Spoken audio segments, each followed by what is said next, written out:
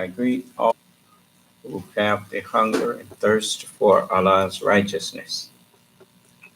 I greet you all with the greeting words of peace. May Allah's Salam Alaikum. Before I get into a lesson and also how to eat to live, I want to give those who have some disagreement with us the opportunity to express it and to discuss it. I'm always ready to talk to people who disagree with me to see if we can somehow build a bridge, meaning a way to reach each other over the gulf of differences in understanding. So if you've heard me say not just a whole lot of things, just one word that made you feel that you should not get with me, then let's discuss that one word. And then we can maybe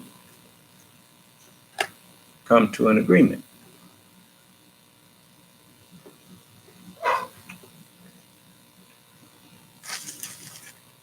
The problem with most people, I mean, even though you have many people who do disagree with me, many people, but most of them, they sit quietly and just from time to time they'll re-listen in, hoping they will hear me say something that they could jump on. Because it's not so much as that they have a disagreement. In their mind, it's disagreement. That's why I say it like that. But what it actually is rejection of me and the truth that I'm teaching. You know, it's just like me. If I'm sitting down and I say I'm hungry, and you say, well, you may come to me with some okra, or you may offer me some swine. And I said, no, I don't want that.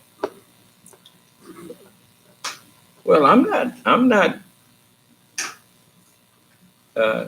disagreeing that it's a type of food, but it's a type of food that I'm not going to eat. Do you understand?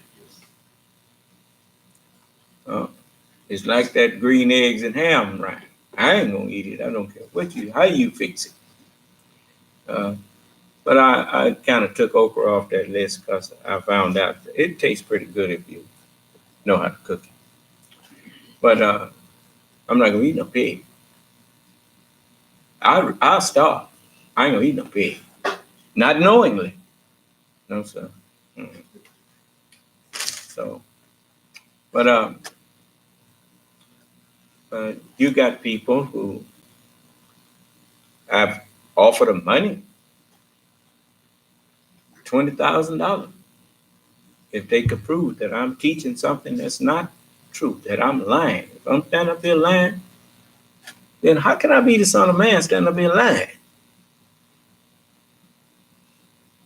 That don't go together. You know, but, you know, I mean, people,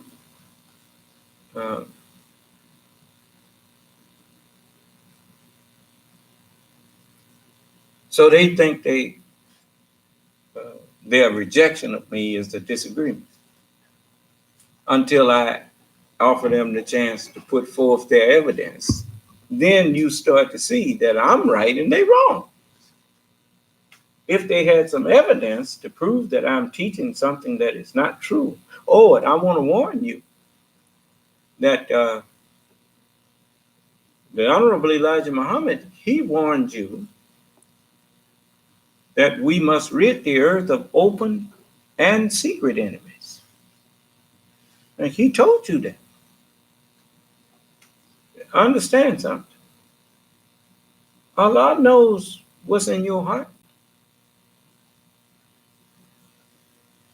You know, you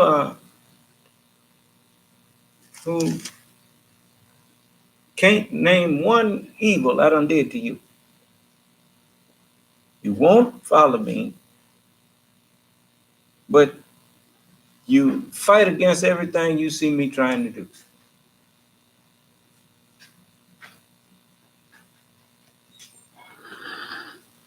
Now, you know, you see me and my poor followers trying to build something, trying to make nice things for you.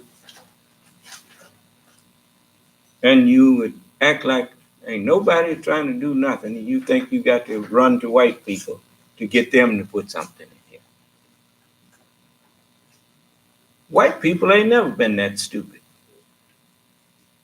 Do you honestly think that white people want to put up a thriving business district in a town where everybody that's in the office is black? So they supposed to create a tax base for you to handle their money when you haven't even learned to handle your own money. And I'm gonna tell you something else. I don't want to hear none of y'all walking around here bragging about your degrees to my children. I thought you had better sense than that. You must ain't been paying attention to what I've been teaching you. You think your degree means something to me? I ain't got no degree. But yet, here I am, a man with no degrees, had to come here and get with all you people that's got degrees and convince you that we need to start building up our community. You the one with the degree. What is your degree worth? I tell you, you don't have to wonder what it's worth. It's just like $100. What is $100 worth? Go to the store and see what you can buy with it. I literally remember when I could buy more with $20 than you can today with $100. When I was a child, I could go and do grocery shopping for my mother with $20.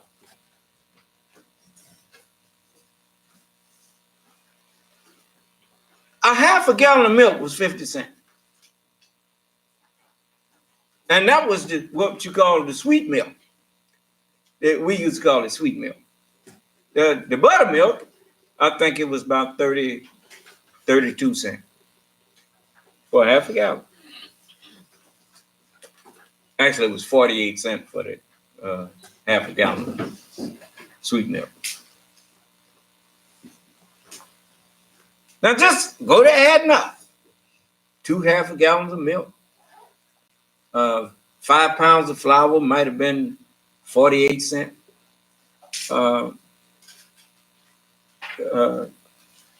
Some rice, 2 dozen eggs, some oleo margarine. I could get all that for under $5.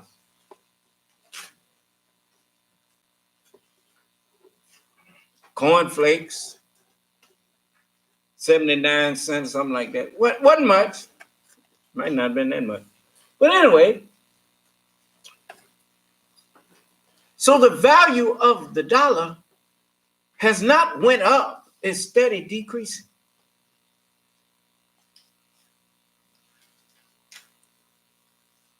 I mean, you look on the dollar now, it don't say silver certificate, it says Federal Reserve note.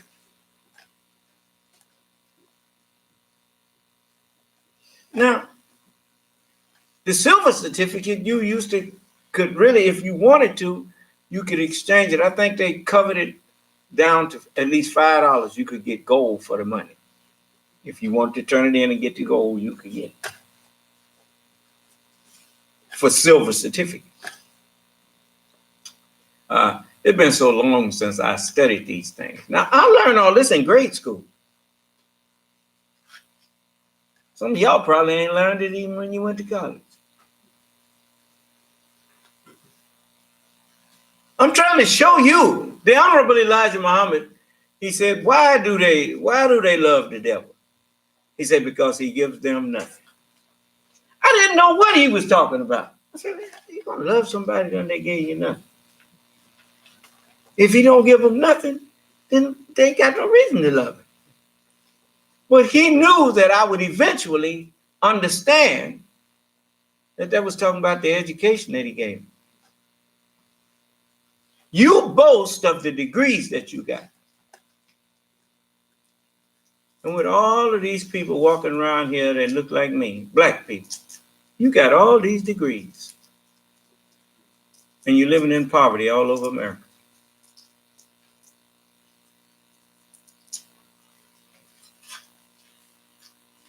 And it's the same as that $100 bill. If it can't buy much, it ain't worth much.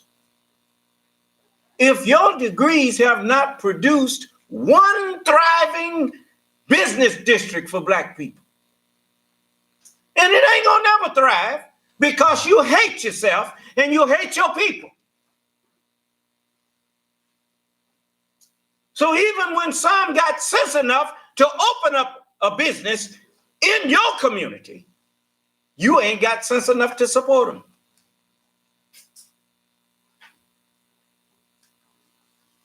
You be taking bets on how long he gonna be there. I'll get that nigga 6 months. He be gone. That's the kind of way we talk. If I'm lying on you, come in here and tell me where that ain't true.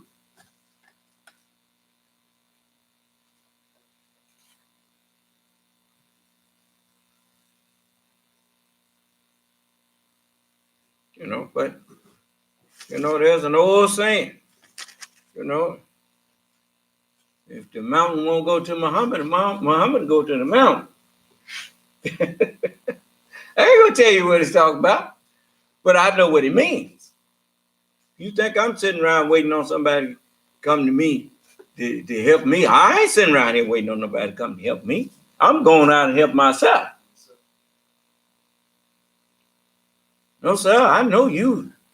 You wait on black people. If you black waiting on black people to support you, you will starve to death.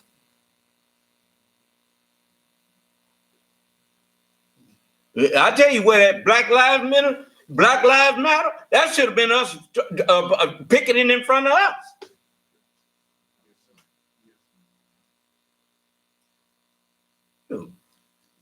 Look, you don't want me to tell you about yourself. You call up here clowning with me, I'll sure enough embarrass you. Don't stop faking. All you children that's in the Muhammad's University of the New Islam, our degrees is worth far more than any degree these people get out of here.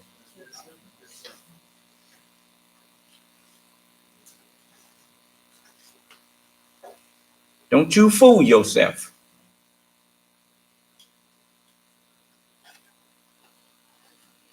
If I give you a degree, it's worth something.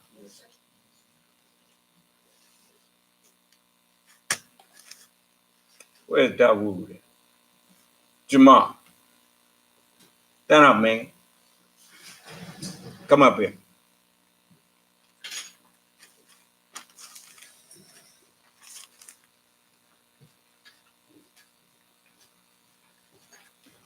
Man. Yes, sir. Up here with me. Yes, sir. This young man got a degree from us. What are you doing now? I work at Shabazz Printing, where we do printing, graphic design, we do communications, media. We also produce and publish the Son of Man Speaks magazine. What is your title up there?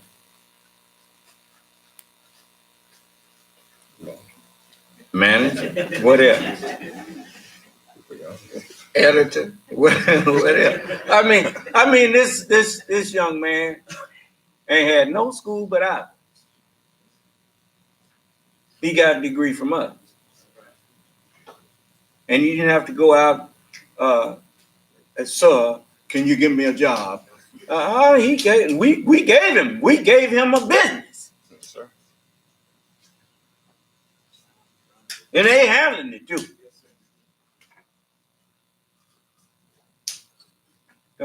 Okay, thank you. Yes, sir. He just being modest. He don't want to brag. But I'll brag for him. Come up here, DJ. Now, this sister, she got a degree from us. At least the high school, you can get the degree yet, did you? Okay, come on up here. Now, she got her own business. Tell them what you do.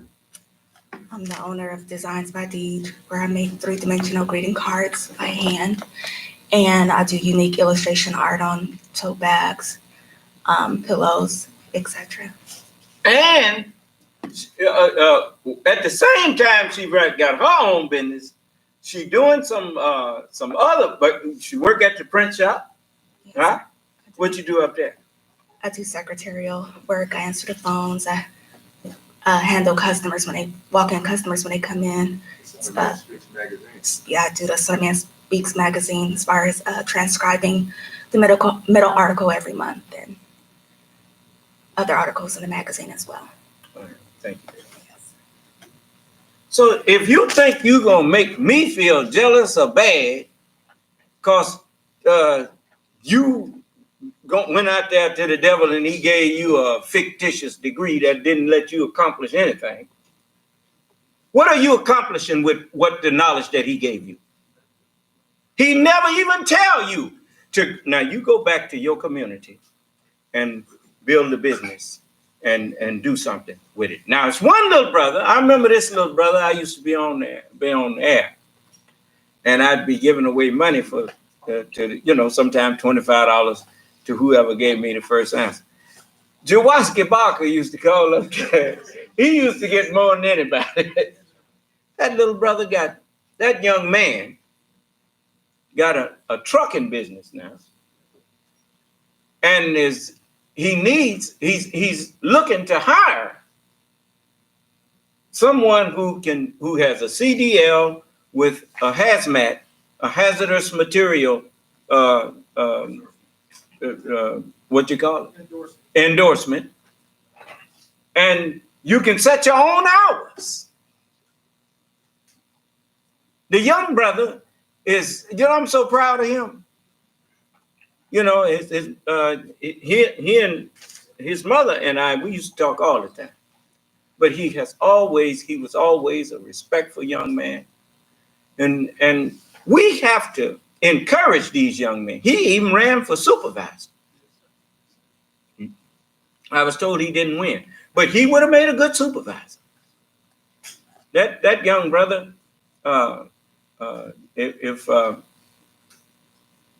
if you have a hazmat endorsement on your CDL, I told him I would check with some of the brothers. They have CDLs, and if you don't have a hazmat, you might want to get one. And but that's what we supposed to be doing. Now he went to school out there. I didn't ask him if he been to college, but his education got him to get something. But now he'll tell you he listened to me. He ain't ashamed of it either. And I ain't ashamed of him.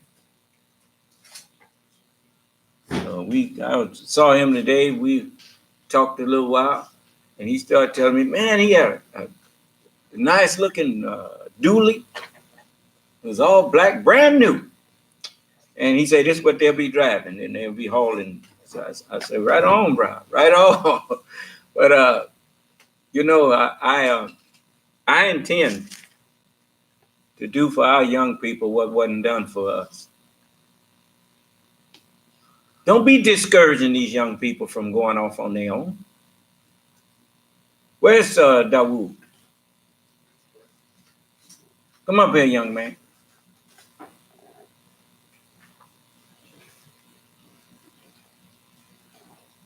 I mean, they came to me, all of them. I mean, just like Sister Khadijah, she came to me with that idea. I said, go to it. What you need from me? Why are you going to discourage them from trying to go in business? What's wrong with you? Come on up here. What's the name of your business? Eye doctor. Don't be scared to speak up. Speak up, because you do big business. He just came from Florida. They tried to what that company tried to get you to work for them and put your business on. Well, I ain't gonna say that he was trying to do nothing underhanded, but that's how good he is. They heard about him and got in contact with him. Tell him about. Give him a brief synopsis of that.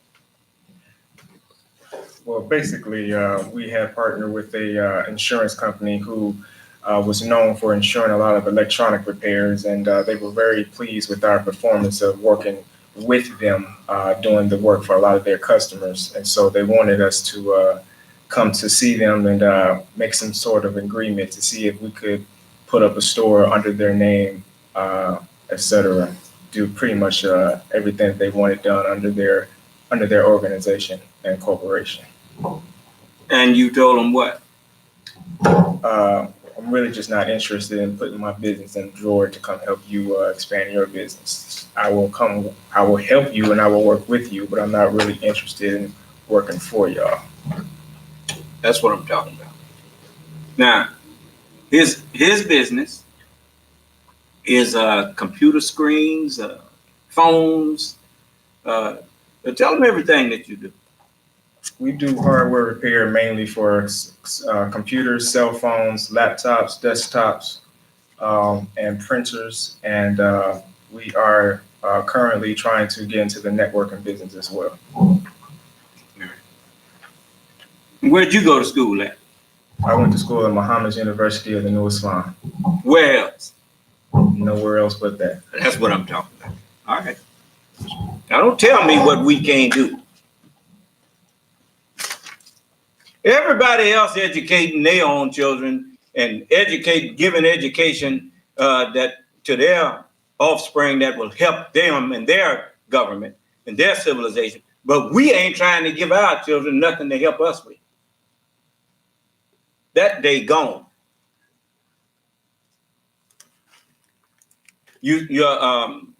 I asked him. I said, look, that billboard up there, that marquee up there over the theater, can you fix it where they can, show the parade and everything? He said, it's considered done. He went out there. Did you saw it today? I don't know how to do that, but I don't have to know if he knows. You see? And, I want you all to see the value of each other. That's the only way you're going to start loving one another, is that you're going to have to start seeing the value in one another. You see, that's what white people have lost sight of. They have lost sight of the value of their brother and sister. That's why they don't mind standing up lying to them and selling them out and all that kind of stuff, because they're doing like that old movie Eddie Murphy was in, Trading Places. They becoming the new niggas. You would think that they would see that they acting like we act. I hope they wake up. I don't want nobody to be like us, like we were. If I hated it for us, then why would I love it for somebody else? Excuse me, son, man. Yes. When we went to that meeting in Florida, me, Dawood, and other brothers that was with us were the only ones wearing shirts and ties. All the rest of the people there was in dirty jeans and t-shirts. Yeah. Even the owner of the business. So-called business people. Now, I'm supposed to act like you? It's just like I was, you all ain't met him yet, but I'm going to introduce you to Mr. R.J. Watkins. Mr. R.J. Watkins is the owner of his own radio and television station and has had his own, when Don Cornelius and all of them had them shows out there, he had one like that in Detroit. And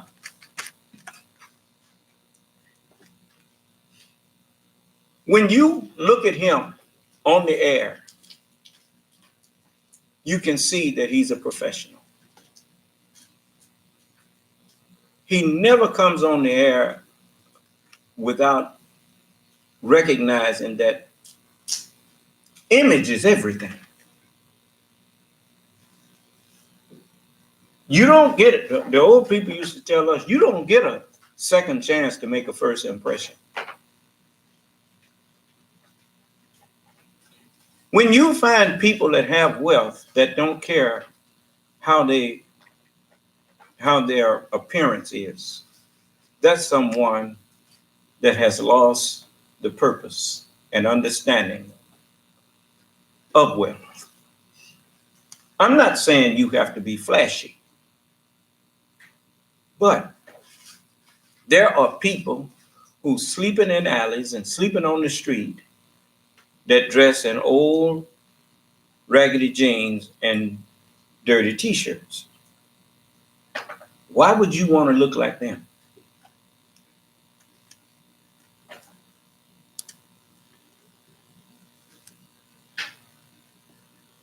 So Mr. Watkins, I have never seen him come in front of a camera without he may have been casual every now and then, but even then it was a suit or he looked professional because he understands that business. How you have fallen. As they say, oh, how the mighty have fallen.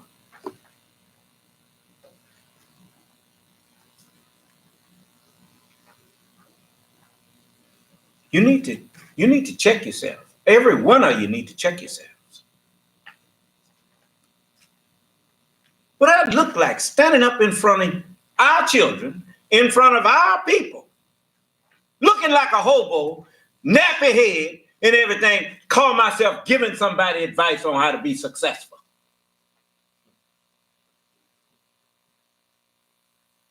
With chains all around my, gold chains and stuff around my neck and talking trash. Young brothers and sisters, when you see somebody that's old enough to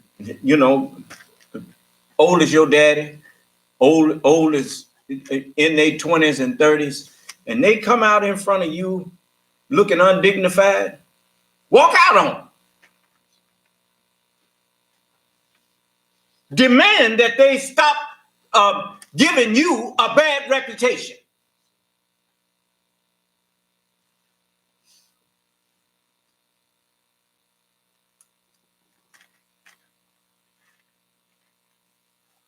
And little white children, I would suggest you do the same.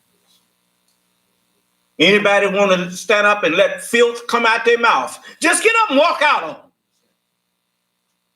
They said, where you going? Anywhere but away to get out of here with this garbage you spewing out your mouth.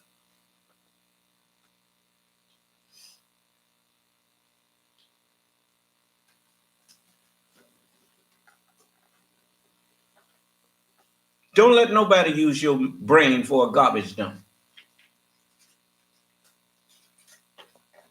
And if you're going to look up to somebody, you hear this good. Stop Stop looking up to people who don't give a tinker's damn about you. Can I have your autograph? Can I get this? Can you? And ask them, can I get your phone number? If they don't want you to have their phone number, and they say, let me sign, no, I don't need your autograph. Man. No. What is the point of calling somebody a rich friend if they ain't your friend? Standing up in front of a crowd of people talking about, I love you, and any individual in that crowd and try to come to you as one of your loved ones. You don't want them to call you because you're scared they might ask you for something. You're scared they might ask you for some help.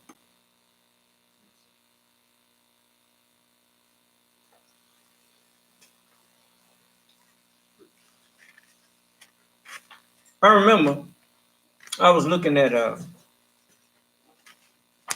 what's that Liam the martial arts man, Liam Neeson, and his in the first Taken, where him and some of his ex military brothers took a bodyguard job for this singer, and when Liam first met her, he said, you know, my daughter, she's interested in becoming an entertainer, a singer. She said, would you have any advice to give? And she said, yeah, tell her don't. And and after the concert, somebody tried to jack her up, and he saved her. And she was all flustered and everything. He calmed her down. And before he left, she told him, say, here, here's my card. If you want to bring your daughter by, I'll take a look at her and listen to her, which is what she should have said in the first place.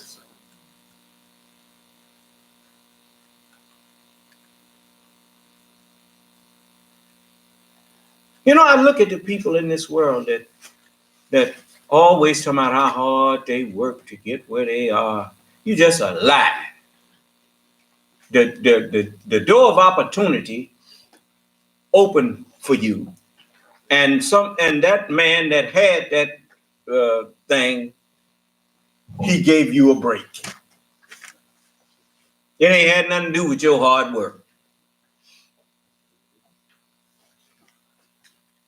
And then after he gave you a break, then he messed your mind up, telling you now, look, you don't want to go back over there, and once you make it, you don't want to go back around them. Teaching you not to try to reach back and help others. Somebody telling them all that, they don't never come back. I got sense enough to know that ain't no accident.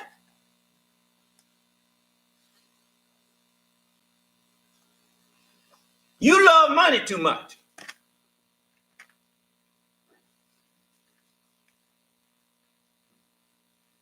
That's why no matter, after a while, you love money too much, you ain't never going to have enough.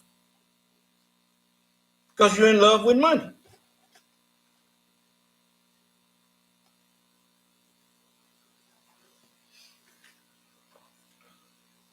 But I ain't let myself fall in love with money. You know, no, but I won't be no earthly good to nobody. Just like all the rest of these so-called, these rich people. They call them right, filthy rich. They always say filthy and rich. Yeah.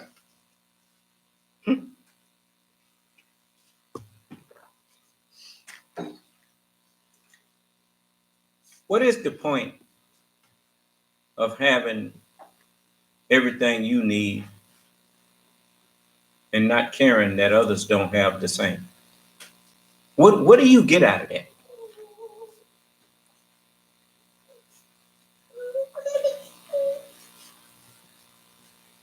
Why can't you get it in your head that everybody on this planet should be living good? Why you can't see that?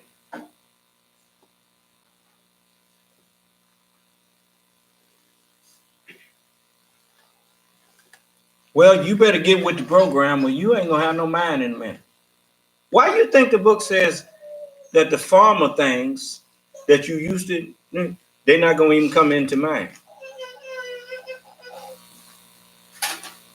Allah shows you that by the metamorphosis. I keep bringing it up, that a butterfly, that a caterpillar goes through when he becomes a butterfly. That little butterfly and the caterpillar, they're two different creatures, even though they're the same creature.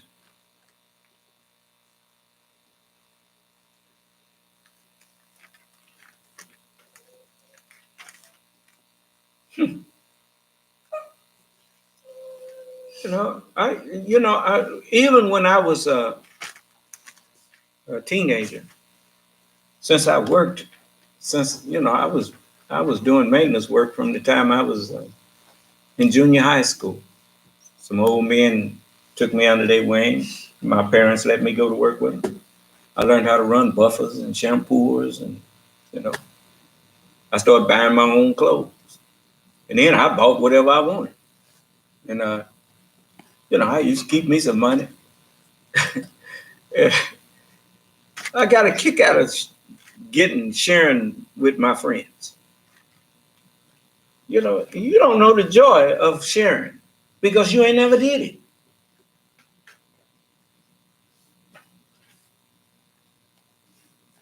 And I used to look at that movie, The Millionaire, and most people be looking at it wanting somebody to get him a check.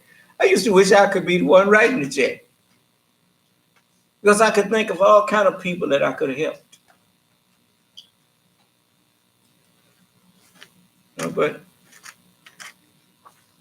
this world is just filled with rebellious devils. Allah said, "Son of man, I send thee to the rebellious house of Israel. They and their fathers have rebelled against me even unto this very day."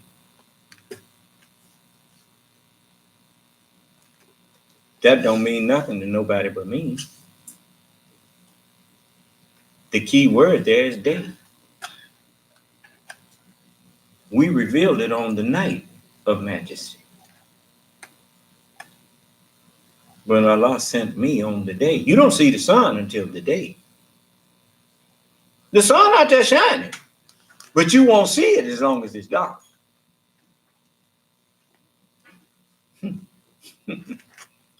Anyway, I'm gonna move on. We've been on that long enough. I just wanted you to understand. Don't be walking around here bragging. I appreciate the fact that you got your degree. It's not that I don't respect degrees. But understand something. With all the degrees that the black people in this country done received, we sure don't have much to show for it.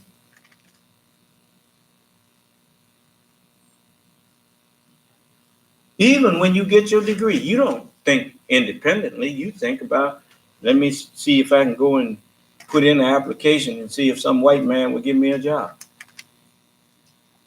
Well, what was the point of going and getting a degree? Higher education just so you can stay in a lower position.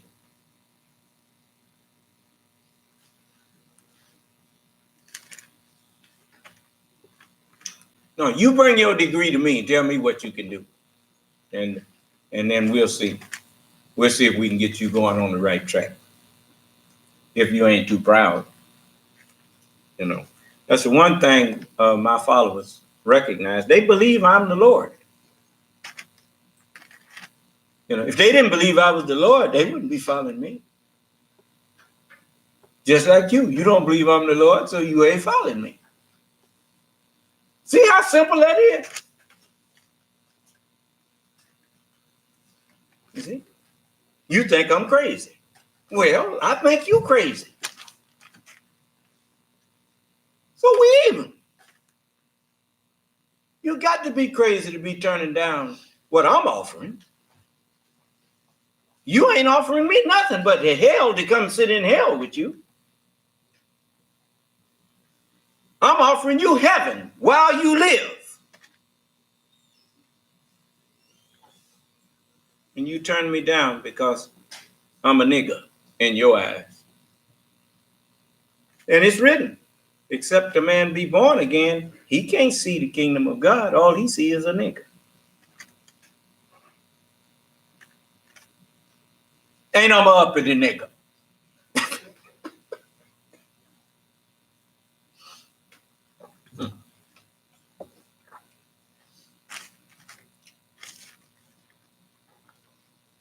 You see?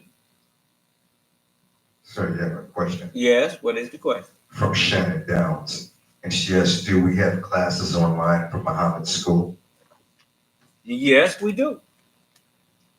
For those who are in the nation, we have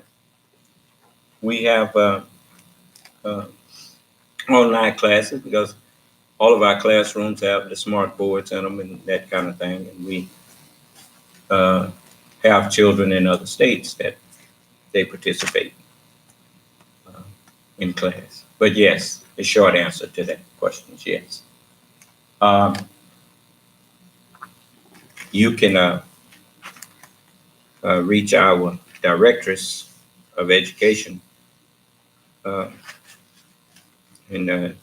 she can help you. You know, a lot of you, because you don't believe in discipline and that kind of thing, we don't take people outside of the new nation of Islam into our school because you get offended when we spank your child. And I don't want to hear that. But that don't stop me from offering to help you to, you can try to set up your home school for your children. And, but I'm going to tell you this.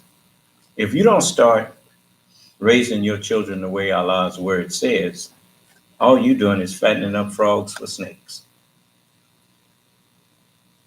A disrespectful child cannot help but grow to be a disrespectful adult.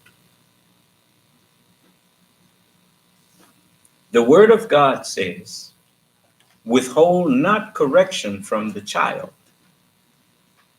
If thou beatest him with the rod, he shall not die. Thou shalt beat him with the rod and shalt deliver his soul from hell. Hell is misunderstanding. You are directly teaching your child misunderstanding of the consequences of offending someone who has authority over them. You are the first authority over them. When they can get away with offending you without any kind of consequences that hurt, then you teaching them that they don't have to respect those in authority.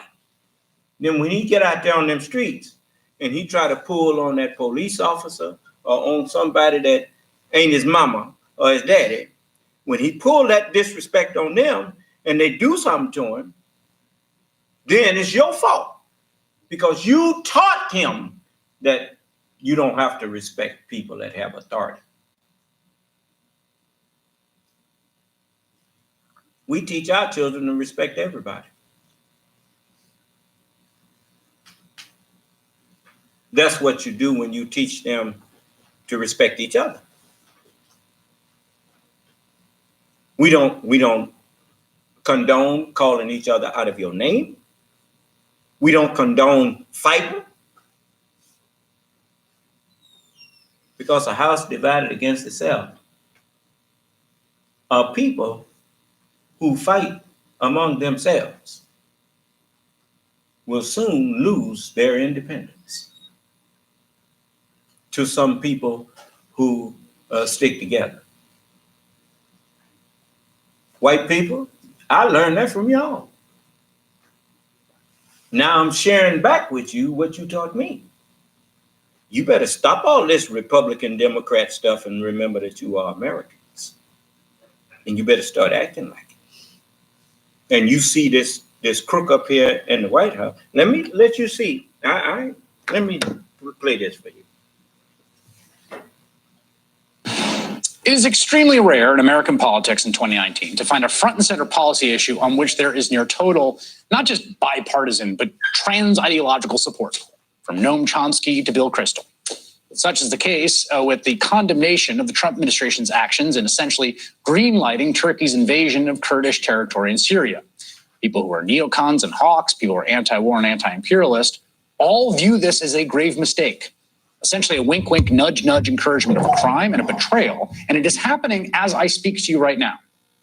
Turkish airstrikes on Kurdish territory in northern Syria, cross-border incursions by Turkish troops, civilians, hundreds of thousands of them in the path of this assault, fleeing, and also the first civilian deaths.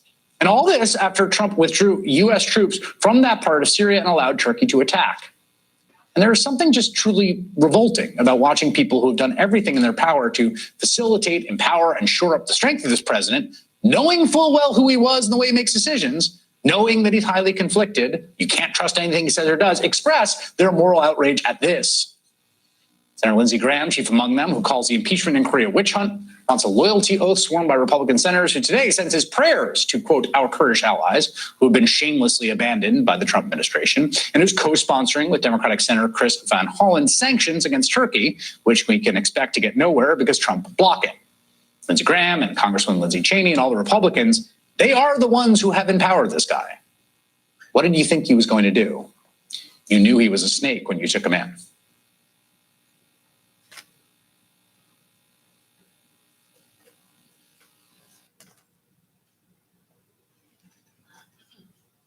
You knew damn well I was a snake before you took me in. Does that make sense to anybody? Does that make any sense? Snake, before you took me in. You knew damn well I was a snake before you took me in. You knew damn well I was a snake before you took me in.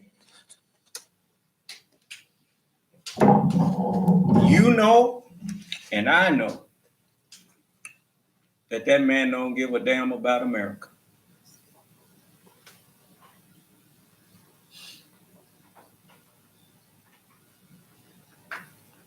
How many of y'all out there I tell you what, all y'all that believe Donald Trump cares about the United States of America, one of you unmute your phone and let's discuss it.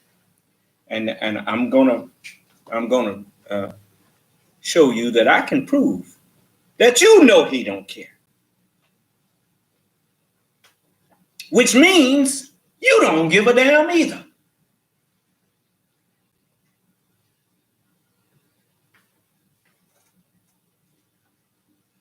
You going down a path that the end of it, you done saw it already. Show me one tyrant that had a good end. And the people who joined with him, how many had a good end to their life? You remind me of these people that I grew up around that watched people shoot up heroin, watched them kill themselves. And then they went down the same road talking about, yeah, but he couldn't handle it. I could handle it. You know, even the devil, I learned this from white people. Listening to he said the first rule in dealing with the devil is don't. You know why that's the rule? Because God gave the devil this warning. He said, as regards to my servants, you have no authority over them. Except such of the deviators who follow you, meaning who deal with you.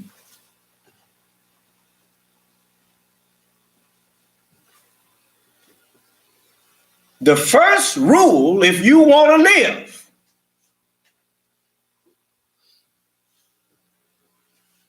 the first rule in dealing with the devil is don't make no deal with him. Don't agree with him. Resist him. And you can't do that unless you first submit yourself to God.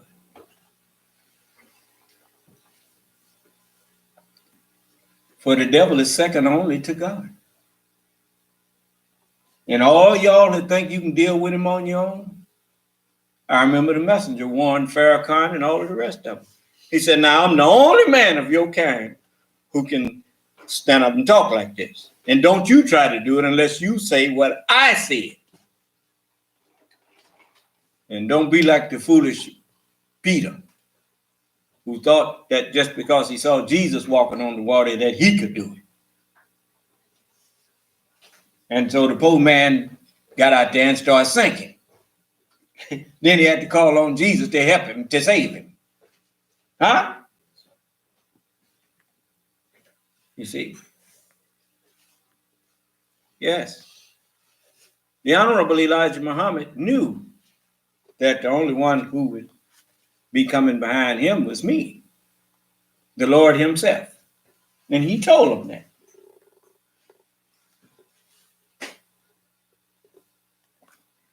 You can't do what I do.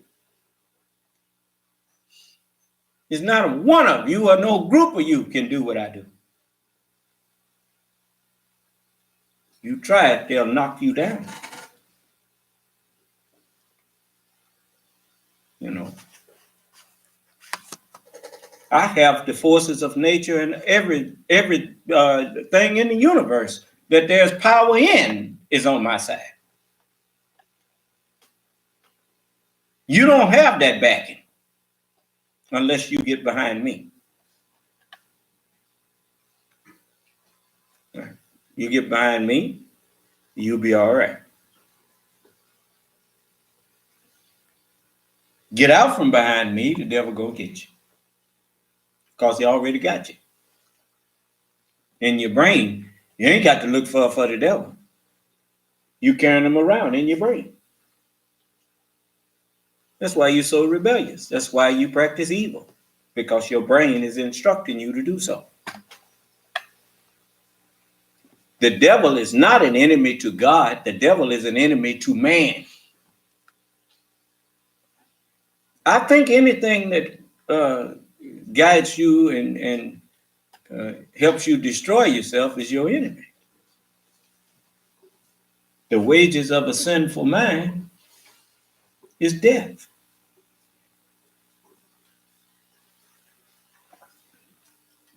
When people was hooked on heroin, and you could tell, because after a while he'd be scratching and looking crazy. And got tracks all in their arm. Somebody look at him after a while and say, boy, you got a gorilla on your back, don't you? And you used to call him a monkey on your back. Most people don't know what that meant. You know where your brain is sitting? It's sitting on your backbone. It's connected to your spinal cord. Your brain stem is hooked into your spinal cord. And what got you started on heroin, on drugs, period? Oh, man, everybody done it. Man, this the end thing here. You try this, you won't never want nothing else. Huh? Yeah, I know how it go. Monkey see. You got a monkey on your back.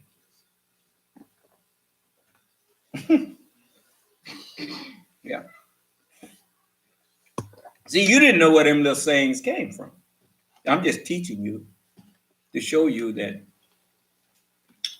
I look into the depth of things and I can see where their roots are. See? That's because I paid attention. I was made to pay attention.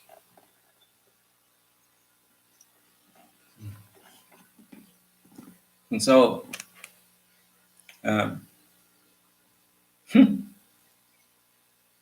now, everything that attracts my attention, I get something out of it. And a lot of stuff attracts my attention. And I don't always say what's attracted my attention. But I see, I hear.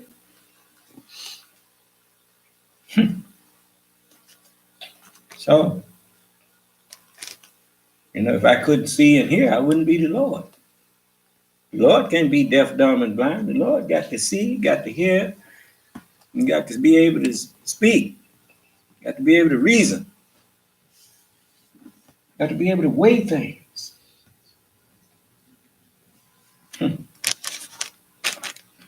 So, look how much you done changed from the first time you heard me tell you I'm the Lord.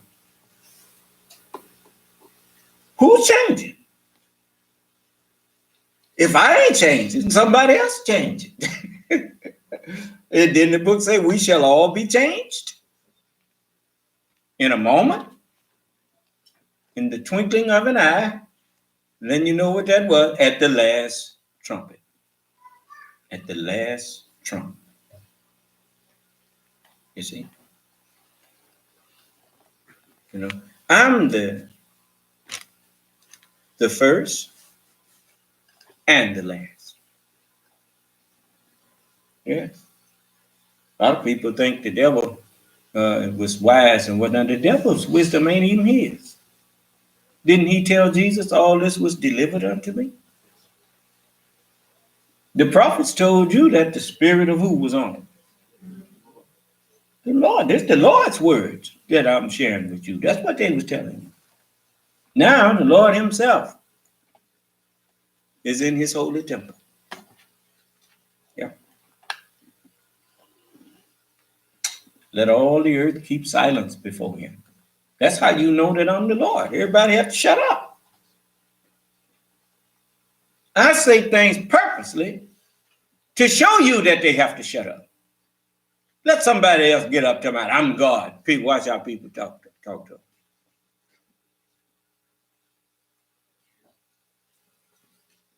them.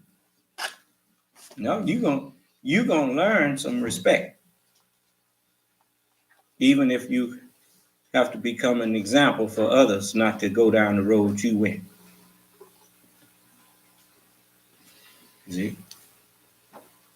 I heard a young man today at the end of Ari Melba. And for the first time, I heard something come out of the mouth of a youngster. I think he's a young rapper. Well, he's young to me. He's probably in his 40s. And but he said something that I've been telling people for the longest. I'm gonna let you hear him tell him.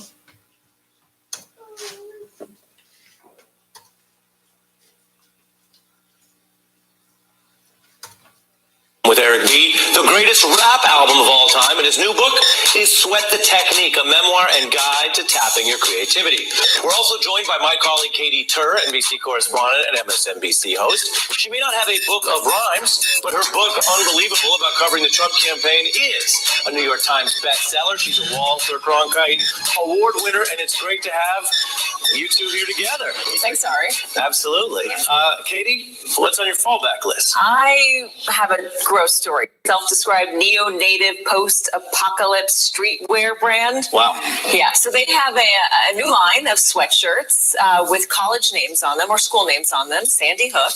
And you might notice that there are holes in them because those are supposed to represent bullet holes. And it's not like they've done this, according to the news reports, to raise money for gun control for those schools or a cause like that, it seems to be just going to the designer's pocket. And it's just frankly gross. That's really ghoulish. I want it to fall back. That I think should definitely fall back. Definitely.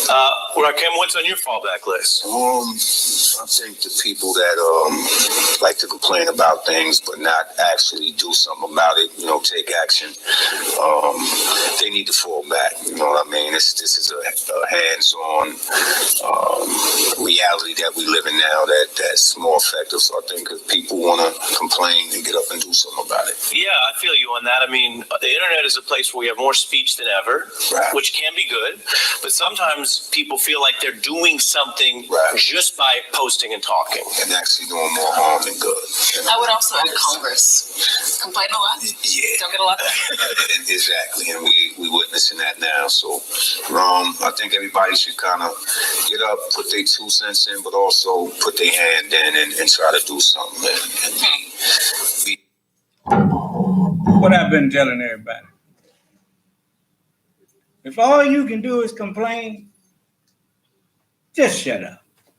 My dad didn't let me whine. Sitting down whining. That's all complaining amount to if you ain't doing nothing about it. And you ain't even got sense enough to get behind someone who is doing something about it. That's why you don't hear me whining. You can rest assured if I'm not talking about a thing, it don't mean I don't see it. It means that I'm doing something about it. You sit up and you hear people all the time on there call themselves condemning me. Do you know how stupid you look trying to condemn somebody who's doing more than you? No, you don't realize how stupid you look, or you wouldn't do it. If you're going to attack somebody, the first thing you should do is learn who it is that you are attacking. Don't never pick a fight with a stranger. You rolling the dice, man.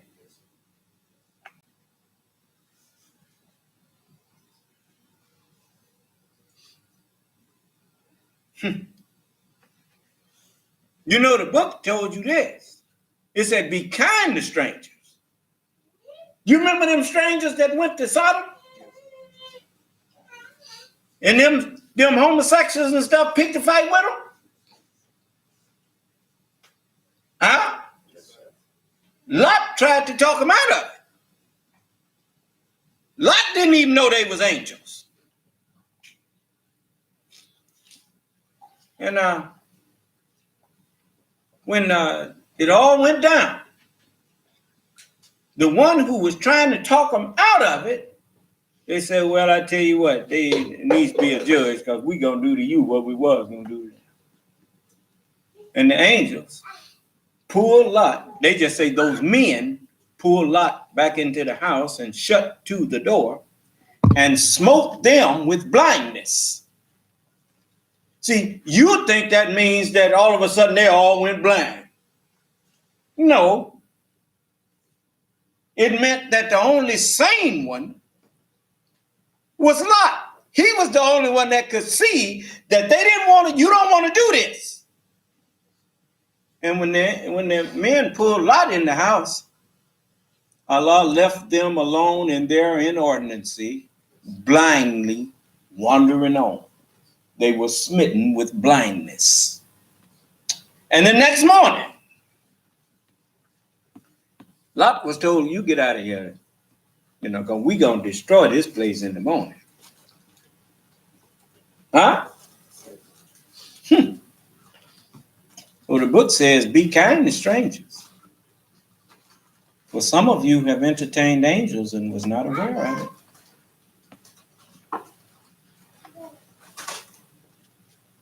Now,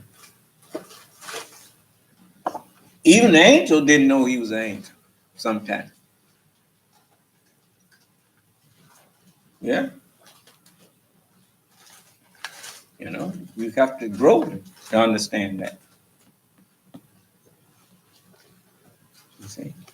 But Allah has been protecting me all of my life. I wasn't aware of it then, but I look back and I know I'm aware of it now. I should have been dead a lot of times. But somehow, something always spared me. Now I know why. Allah had a job for me to do. You know? So now I'm here and I'm ready to do it. It's just like I forgot who it was told me that I had somebody who had been with me walked off and was posting stuff on the internet talking about that I was wrong when I said the messenger was here just for me. And they said he was here for all of us.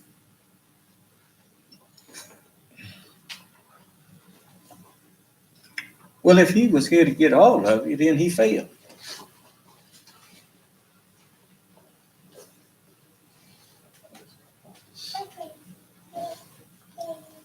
But if he was here to raise me, he succeeded. And I'm here for the rest of y'all. That's why you understand me. That's why all of that rhetoric that you was talking when he was here, calling it hate teaching and all that kind of stuff, I don't have to hear that. And I say the same thing he said.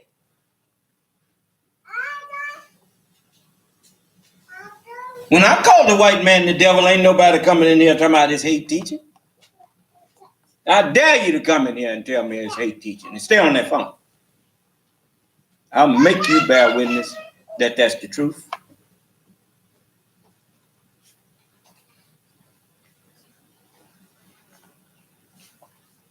I'll bet you I'll make you bear witness. He knew I was coming. He even told you about what I would be here with. He told you that I would be bringing in a new Islam. You don't want tripping. Oh, I ain't tripping. I'm speaking the truth. It's like Donald Trump. He read it to him right over there. I know him and Putin and all of them had a good laugh. I said, well, Donald, you told him. And now he talked to you just like, that's when people lose respect for your intelligence, they just say anything to you after that. That's what he's doing now. He just say anything to the American people. Because he know you a bunch of sick. I mean, you got to be pretty sick in this enlightened day and time to somehow think that your skin is somehow a badge of honor.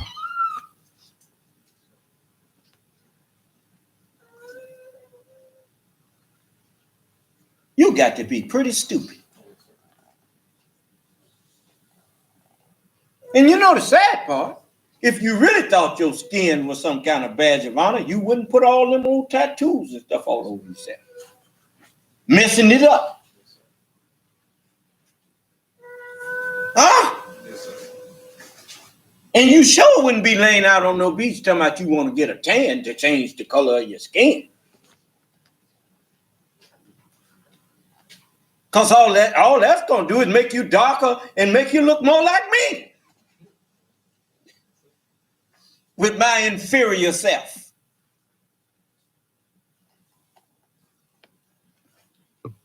Somebody been lying. And the jig is up. No more lying. Time to tell the truth. So we have seen where this all goes. They done arrested Giuliani's buddies trying to slip out the country with a one-way ticket.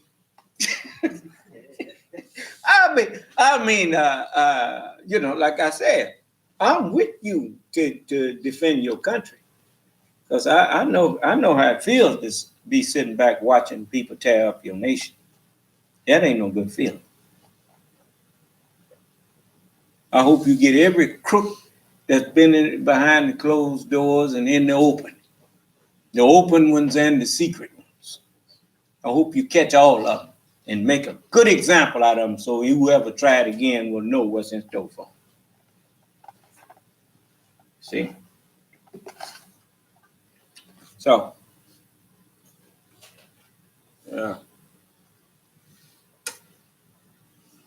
told you I wasn't gonna have to take your insults after a while. So, man, Yes. did you hear the transcript of the president, the man in the office speech last night? The man in the office. The man in the office of president. Oh, you talking about when he's on there telling the man about what he need him to do to Joe Biden? He was talking about how Joe Biden was not a smart senator, but he was smart enough to know to kiss Barack Obama. To kiss. But what? You know what I'd have said if he'd have said that to me? I said, you ought to know if anybody, because you got Mike Pence all up your.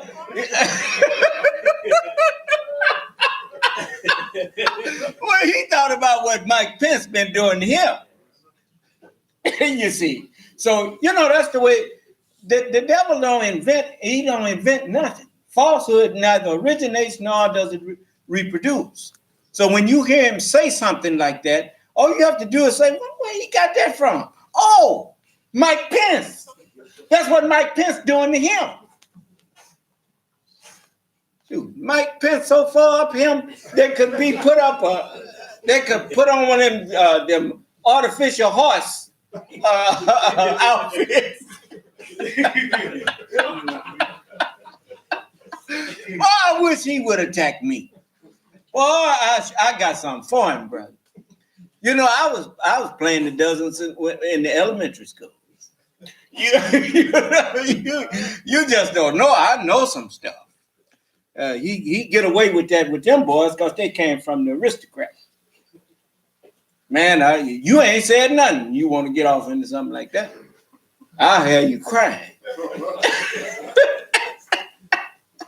He know who to jump on with that foolishness. You know how to stop a bully? You got to put something on his behind. Yes, sir. I'll have everybody laughing at him. Yes, sir. Better not say nothing about me. You know, like old silly Royal up there, let me hear him talking about me. Next thing he knew, I was standing up there talking to him. And when I asked him, what is the error that you found in my teaching? You said my teaching had lots of errors in it. You didn't tell me that when you were sitting out there visiting me. Now, where's the errors? Where you say you the Son of Man. I said, that's not an error. That's who I'm telling you I am. What am I teaching that's in error?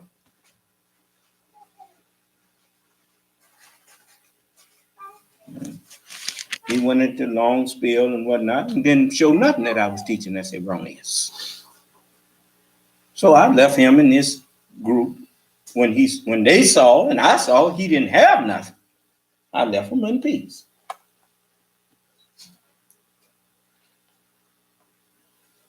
You know, Donald Trump ain't as dumb as he played. You know, running around here playing the dozens with people who don't know how. That's the one thing the growing up in the black community, you learn how to do quick. Talk about somebody's mama and all that kind of stuff. We know how to do all that. You know, so you know, and I can do it in a clean way. You'd be surprised, you know. You know, it's a way you can say things that Can't nobody condemn you. You have to think about what you meant. but when it comes to them, you know, and, and you can call somebody, the orifice at the end of the gluteus maximus. And that's, well, if you don't know what the gluteus maximus is, well, then you lose it. You don't know what an orifice is. Well, but if you know what both of them things is, you know what I just said. Yes. You see? So, but can't nobody say I cussed at him. You see? I just named a few parts of the body. Do you understand? Okay. I learned that from this white man up there, and I didn't learn that particular statement, but as he said, you got it together when you can tell somebody to go to hell and they enjoy packing for the trip. It's because they don't know what you just did. Which to show you that a wise man can't insult a fool because it is not his nature. Most people, they that has many connections, that has many meanings. A fool insults himself and don't have sense enough to know it.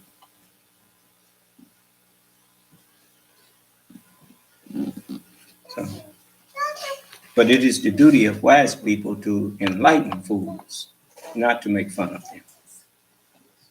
But don't come in here call yourself picking no fight with me. All right. I got another side. Y'all letting that baby do the.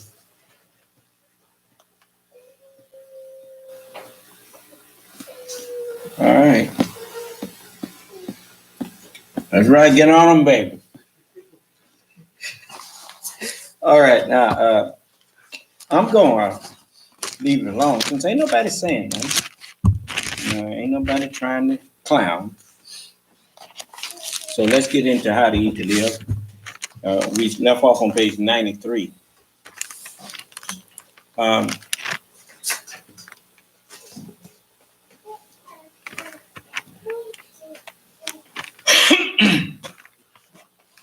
Chapter 25. Food robbed of natural vitamins. And what does vitamins mean? Vital minerals. Right? Okay.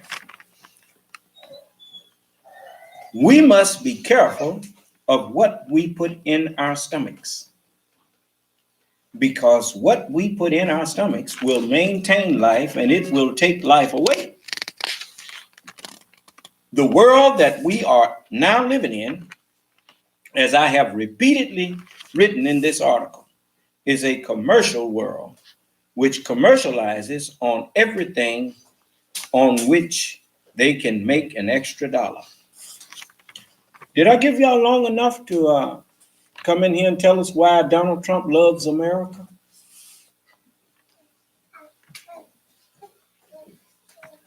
You come in here and maybe I missed something, because if he loves America, then, even though I may not understand it, what he's doing is good for America. Now, I need to be on his side, because if he's doing what's best for the country, then since I live here, it's going to help me too.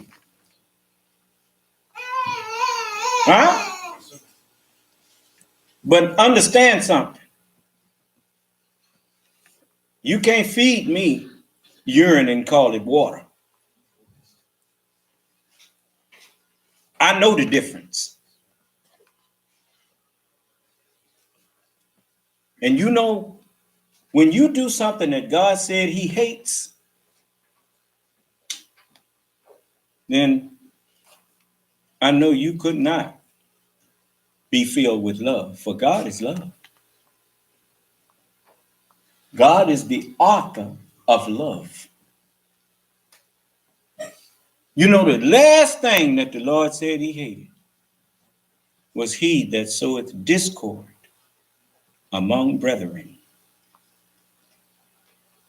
The President of the United States sowing discord between Democrats and Republicans instead of saying, hey, we need to work together. Huh? He done turned this into the Republican Democratic States of America. And they letting him. You better wake up, I'm telling you. The world that we are now living in, as I have repeatedly written in this article, is a commercial world which commercializes on everything on which they can make an extra dollar. The food that we eat is robbed of its natural vitamins and proteins. How they rob it? You ever packed in a hurry? When you got where you was going, you had to go buy something, didn't you? Well, you snap your finger. Man, I forgot my razor. I forgot my something. You forgot. When you call yourself speeding up the growth process so you can hurry up and get your stuff to the market and make money off of it, you didn't give that vegetable time to extract what it needed to extract to be healthy for you. You robbed it of its time, and consequently, you robbed it of its vital minerals, which in turn, when you eat it, it's almost like eating nothing.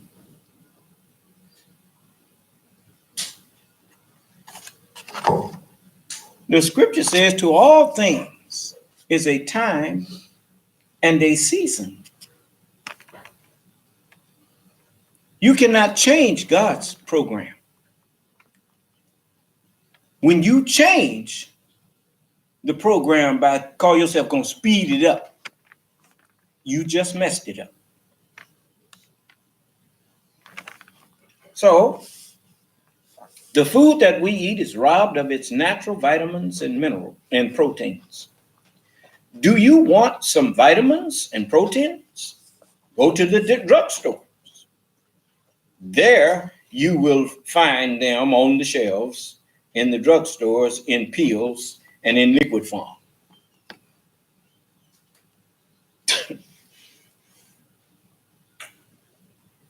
Now, you may eat a lot of what you used to think was good, vitamin and protein, food, but those vitamins and proteins are not there in the food anymore.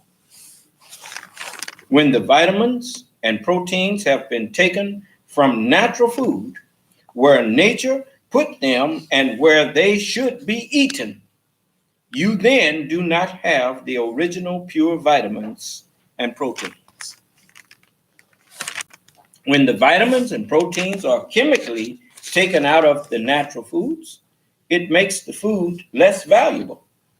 The chemicals used to take out vitamins and proteins from their natural place in food and the chemicals used to keep and preserve the vitamins and proteins make it not too safe for us to eat vitamins and proteins in pills and liquid form. It is a pity that the good food is robbed for the sake of a commercial dollar. Page 95, chapter 26. Do not ignore divine law. It is very hard to find pure food that is not poisoned by the enemy for the purpose of making it unfit for our lives, when the enemy has access to the food and freedom to do so. He admits that he has poisoned the poor old cow's grass and now has poisoned the water and the atmosphere, which is also hurting him. It is a shame, But as David says in his Psalms, let them be caught in the trap that they set for others. A man should pay for such evil. A man should pay,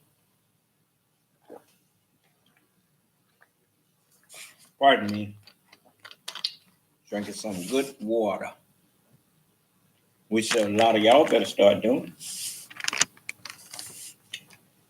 A man should pay for such evil planning against innocent people. He should suffer the same as that which he would like to see happen to the people that he's planning against. We have a just God on the scene today, and his greatest desire is to make everyone bear the consequences of their own evils. You won't be able to blame your evil on somebody else. It's just like your evil thought that you have. You can't blame that on the white man or nobody else. That's your thought. You're the one chose to entertain that. It's just like if a drug dealer walking down the street and say, hey, man, come on in there. When the police come to get him, you going to? You say, I ain't selling him over there, but you entertaining him? You could have let him keep walking. You decided to invite him in. Huh? And you knew he was a drug dealer. I'm just using that as an example. But you know, you cannot in an evil world not have passing evil thoughts. That's impossible. You're going to have evil thoughts pass through your mind. You don't have to sit down and kick it with them. You got evil people drive up and down the street and walk up and down the street. You don't have to invite them in your house to sit down and kick it. You could have let them keep on going. You chose not to. I want to show you something here.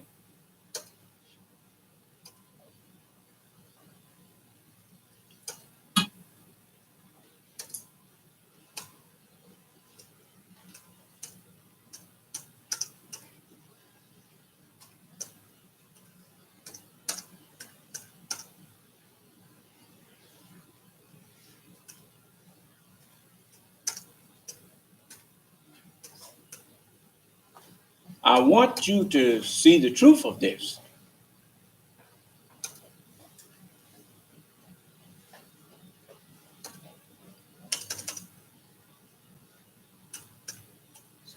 The messenger told you that I would, he told me he was here to put my mind back into the scripture so that I could find the truth that he was teaching.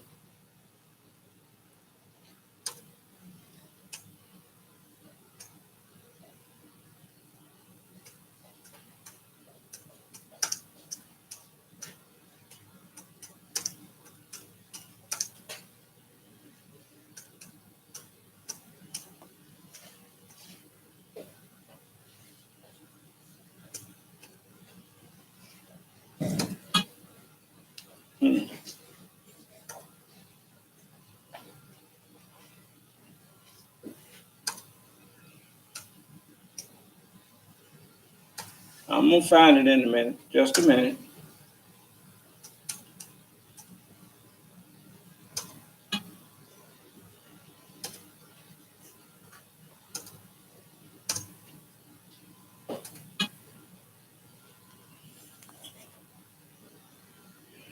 Let's see.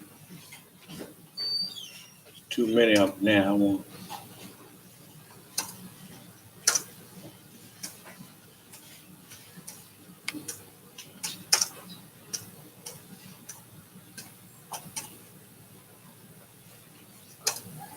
There it is. Romans 14. Turn to the 14th chapter of Romans.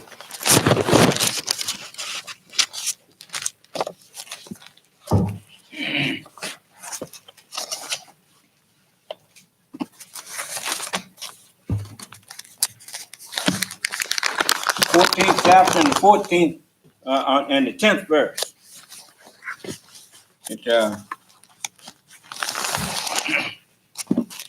It says that I guess I want to start at the 10th verse. Let me make sure.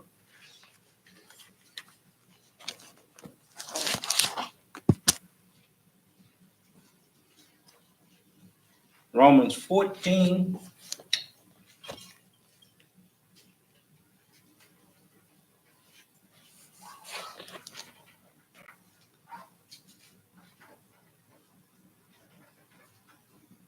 No, that's not the one.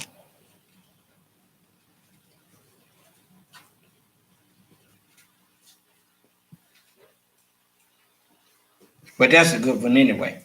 It says, but why dost thou judge thy brother? Remember I told you all, and as Jesus told you, judge not, that you be not judged. Condemn not, that you be not condemned. When you condemn people, you better make sure you know what you're doing. Because the scripture said, blessed are the merciful, for they shall obtain mercy.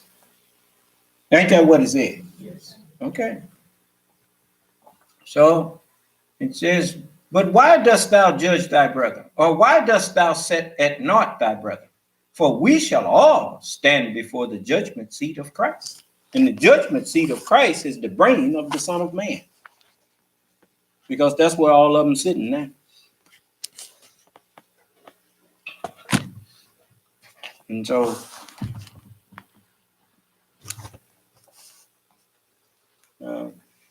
let's go and find another one here. I'm gonna get to it.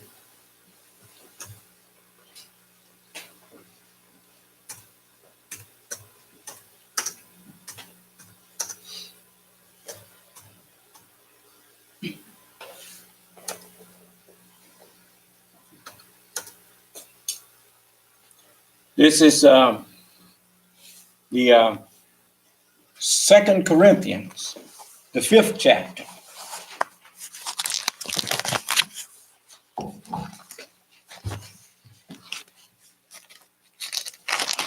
I want you to see these things and to show you that the messenger, he wasn't lying to you. But says, I'm going to read it again. He said, a man should pay for such evil planning against innocent people. He should suffer the same as that which he would like for the people to suffer. We have a just God on the scene today, and his greatest desire is to make everyone bear the consequences of their own evils. For the American white people to do such evil things against the lives of men and of animals, beasts, and fowls is a dirty shame. In the 5th chapter and the 10th verse, it says, for we must all appear. Look at the word appear. What does that remind you of? When the constable come to you and serve you with a summons. You are noticed to appear at such and so court on such and such a day. A notice to appear. Huh? Yeah.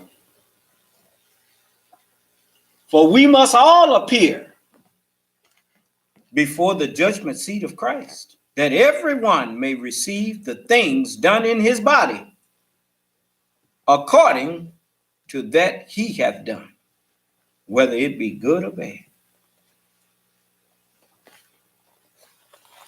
That's deep, ain't it?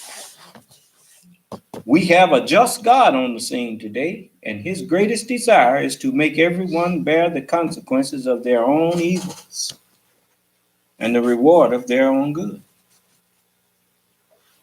I added that. Remember, he told you he was a warner. You don't have to warn people of good things. You warn them of bad things. Huh? All right. Eating one meal a day will prolong your life. Try and get the best foods you can and eat it in the name of Allah. This will prolong your life. If you eat one meal every 2 days, every 48 hours, you are adding more days to your life than when you eat 24 hours. But get away from that hog. Get away from grinding out your stomach with rough cornbread and with peanuts and all kinds of nuts. Keep these things out of your stomach. They will kill you and shorten your life and will cause you to start looking old quickly. This is a nut civilization, the white world, because of their habits, which were taken up 4,000 years ago and beyond that. When they were in the hillsides and caves of Europe, they ate the foods other wild beasts ate. And they were living a life on the level of a beast. He told you he was a caveman. He didn't lie about that. And you notice he didn't show you no black caveman. It's all him. That is why you see white people eating all kinds of foods today. It is due to their inheriting it from their fathers. As you know, they will eat anything.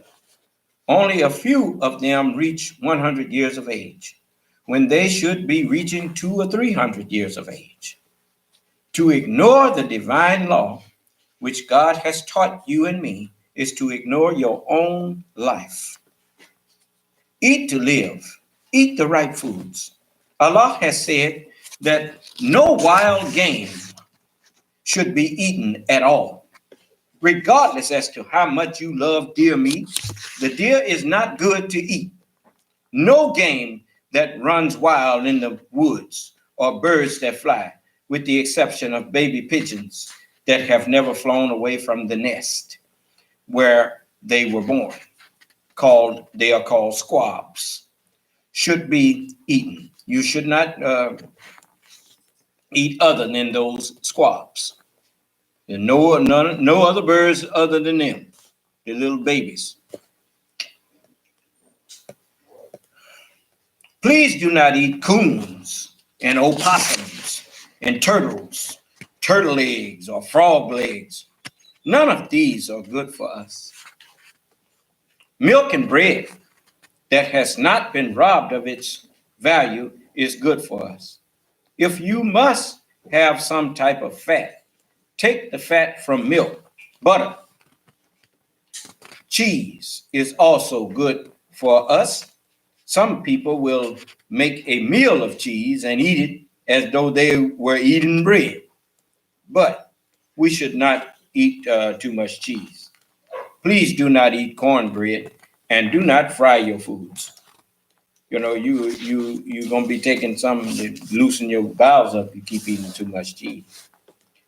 No nuts whatsoever should be eaten. Allah taught me that they will take away 5 years of your life every time you eat them. And stop eating that concrete like peanut butter. Do not eat popcorn. Eat fresh corn in its milk stage, known as milk corn. And do not eat, I think they call it cream corn too, don't they? Yes. And do not eat harmony grits. If you saw what grits did when you let them sit on that plate, you could actually pick it up and like rubber. You know? Yeah, I know. I used to eat them. And I saw what happened to them after they sit on the plate. Do not eat crackers. As long as you have good bread at home, eat your own cooked breads. Eat crackers whenever you are traveling. This kind of food is made to keep you together until you can get to your own cooked foods. Eggs are all right to eat in some cases, but do not try to eat all that the hens lay at one time. It smiles. He got a little smile there. Pig, pork, or swine. Page 101. Chapter 27. Hog made of cat, rat, and dog. Eat one meal a day or one meal every other day, if you are able to, and eat the food that Allah has prescribed. When I said hog made of cat, rat, and dog, that's the name of the chapter. Eat one meal a day or one meal every other day, if you are able to, and eat the food that Allah has prescribed for us. Stay away from the poison food that dresses the Christian's table. You do not have to eat every variety of food on the earth to be healthy. For 2 varieties of good food is sufficient. There are good vegetables for you to eat, and there is good fruit for you to eat. And if you want some meat or flesh, there is some good meat growing out there you can eat without eating the poison meat, the hog or the pig. The white man's greatest desire is that you do that which breaks the divine law by eating this poison flesh. Everything God says thou shalt not do, he says thou shalt do. Do you know why he does that? Do that. Because he was under the impression that God was going to kill him at the end for all of his disobedience and his wickedness to choosing. He chose, not just he was given knowledge, but he chose to follow that knowledge. He chose to practice evil. And his maker told him that at the end of 6,000 years, you're going to be destroyed. That was his understanding. And so he wanted to show God, see, they just as messed up as me. Now, if you want to kill me, why you don't kill him? Do you understand? So he fixed it in his mind as to what he was doing. And but he didn't know that he had misunderstood. And if he had known he had misunderstood, he wouldn't have did what he did. Do you understand? So you watch him. He is not a friend of God, nor is he a doer or a lover of God's law. Well, that's the truth. God said, you are my friend if you do whatsoever I command you. Well, he ain't doing what God commanded him. He ain't no friend of God. Huh? Yeah, he do things his way. And he even made a song. That's what made that song so popular by Frank Sinatra. I did it my way. He said, now the end is near and I must face that final curtain. And then, my friend, I make it clear and I state my case, of which I'm certain. I've lived a life so full and traveled each and every highway, but what's more than that? I did it my way. Huh? He did things his way. He made laws and made you obey his laws. The Rabbi Miller was bragging that they made up Judaism. Huh? Yeah, when I told him God didn't send no religion called Judaism, he said, that's right. And Rabbi Carmichael or somebody, he said, chastise God for interfering with God. Yeah, I know. But he was saying Rabbi Carmichael did it. I think that was the rabbi's name that he mentioned, that chastised God for coming and interfering. He said, you told us we had this for 6,000 years. What you doing here? So anyway, but he wouldn't have talked to me like that if he didn't know I know the truth. He wouldn't talk to you like that. But the mere fact I'm here tells them that his jig is up. You even talk now. You heard the head of the Ku Klux Klan, the national director, thanked me for bringing him out of the cave. Huh? And, he know he was the caveman, and he know we brought him out. So you watch him. He's not a friend of God, nor is he a doer or lover of his law. They were made by nature of the knowledge we put in them to be opposers to God and his law and the righteous people. And you see, you see them living other than divine law. That's why they are called antichrist. They are always in trouble, always sick, fighting and disagreeing with each other. No people should expect peace and contentment who are opposed to the law of God or obedience to him that brings us into such conditions of life. The scripture teaches you that the work of righteousness shall be peace. And the effect of righteousness is quietness and assurance, not arguing and bickering. Who is that got the phone off mute? I'm sorry, son of man. Son of man? Yes, I'm here. I just had one quick question before I leave. What is the question?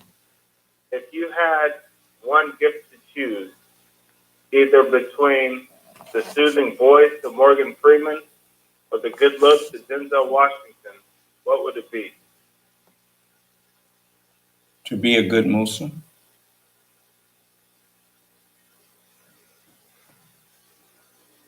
It's a legitimate question, sir. I mean, I'm satisfied being me, brother. I'm not, that's the only thing that I can be. The messenger told me to be myself. That's the best that anybody can be. You should never envy anyone. You should be thankful. No, you asked me a question. More audience. You asked me a question. Morgan Freeman. You asked me a question. See, you worried about what somebody's voice sound like. I don't care what your voice sound like as long as the truth is what that voice is speaking. To hell with you. Those were my dogs, sir. I apologize. Well, you shouldn't. What you doing with the dog? Where around the phone? I live in the hood, like. I don't care if you do live in the hood. You ain't got no business having dogs in the house. Whoa. Okay, now we're stepping a line here. If you mute him, I ain't got no time for that. I ain't, go on. You can sleep with the dog if you want. Anyway, where did I leave off? You say, they are always in trouble, always sick, fighting and disagreeing with each other. No people should expect peace and contentment who are opposed to the law of God or obedience to him that brings us into such conditions of life. Since God has exposed them and exposed the hog, they now will say to you, cook it thoroughly done, and it is all right to eat. I didn't tell you to cook it thoroughly done before. Why all of a sudden cook it thoroughly done? In order for it not to hurt you, you got to burn it. You got to burn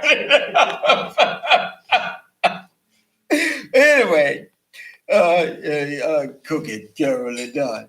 Them worms ain't gonna die just because that's what that meat crumpling up for. Them worms ball up in their shell.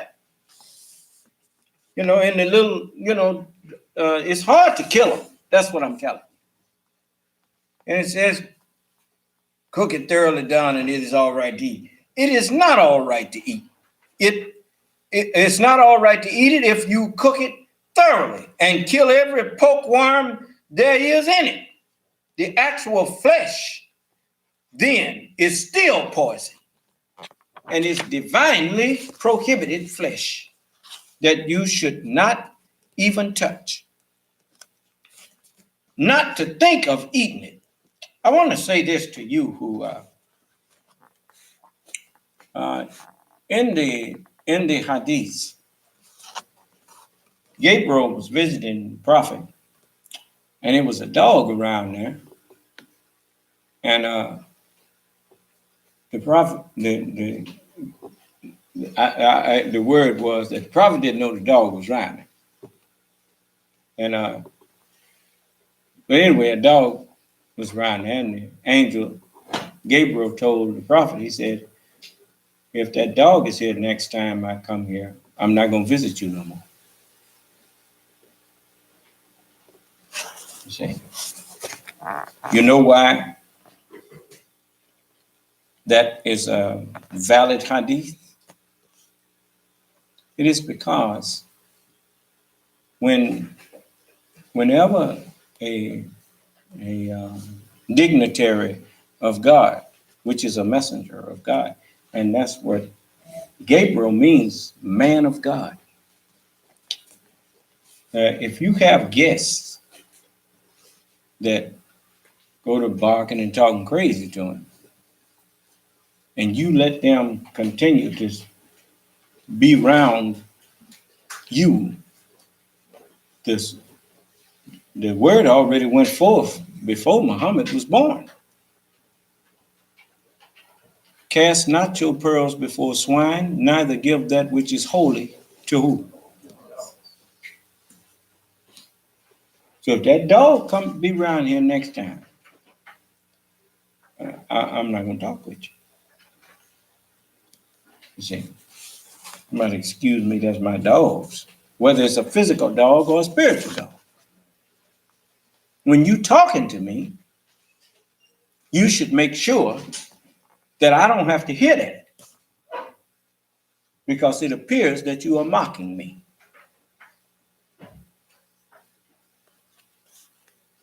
For it was not made to eat. Do not eat the pig, for it is not made to eat. You're not supposed to even touch it, let alone eat it. Not to think of eating the thing, if God told you not to touch the thing. So it was made for medical purposes for the white race. And you say, well, if it was told not to touch it, well, how's it going to be made for medical purposes if thou shalt not touch his dead carcass? But there's certain medicines that you can get from him while he's alive.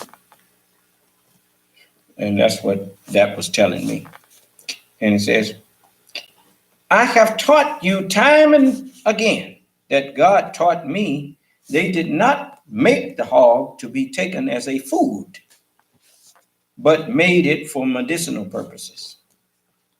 Since there is a poison in it, the flesh of swine will cure most any kind of disease.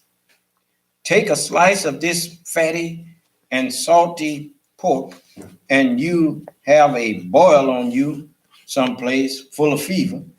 Lay a piece of fat on it, and it will soon draw it out. It is a medicine and not food. This is not all it will do in a curing way. I do not have time and space here to put this in this article, but the white man knows, and he will bear me witness that I am teaching you the truth of this hog. Medical scientists and our own doctors are fast learning, since I have been writing this article on how to eat to live, and are now cooperating with me and agreeing with me that the hog is a poison that we should not eat, though they may be eating it themselves. But they have to acknowledge the truth.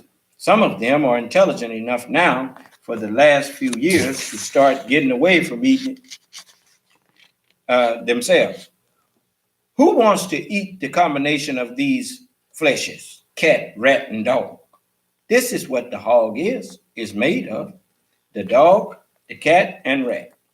And the Bible teaches you that he is from a mouse. Read Isaiah 66 and 17. They that sanctify themselves and purify themselves in the gardens behind one tree in the midst, eating swine's flesh, and the abomination and the mouse shall be consumed together, saith the Lord. The so-called American Negro is a product of evil and filth, produced by the white man of slavery. He is more a true believer in the evils and filth of the white man than the white man himself, as it is written. I remember I used to hear some of my neighbors when I started sharing with them that, and they said, I eat him from his rooty to his tooty, and from his nose to his tail, and even eat his guts, where his boo-boo goes through. That's what children do. And but anyway, it says, he is more a true believer in the evils and filth of the white man than the white man himself, as it is written in the Bible. When he, the devil, makes a convert, he makes him 7 times more the child of hell than himself. This is the so-called American Negro. He is turned into a person 7 times worse than he originally was. So do not think that you are divinely safe eating pork after you think you have cooked it. So done, you have killed the pork worms in it. Who want to eat cooked worms? Anyway, just stupid.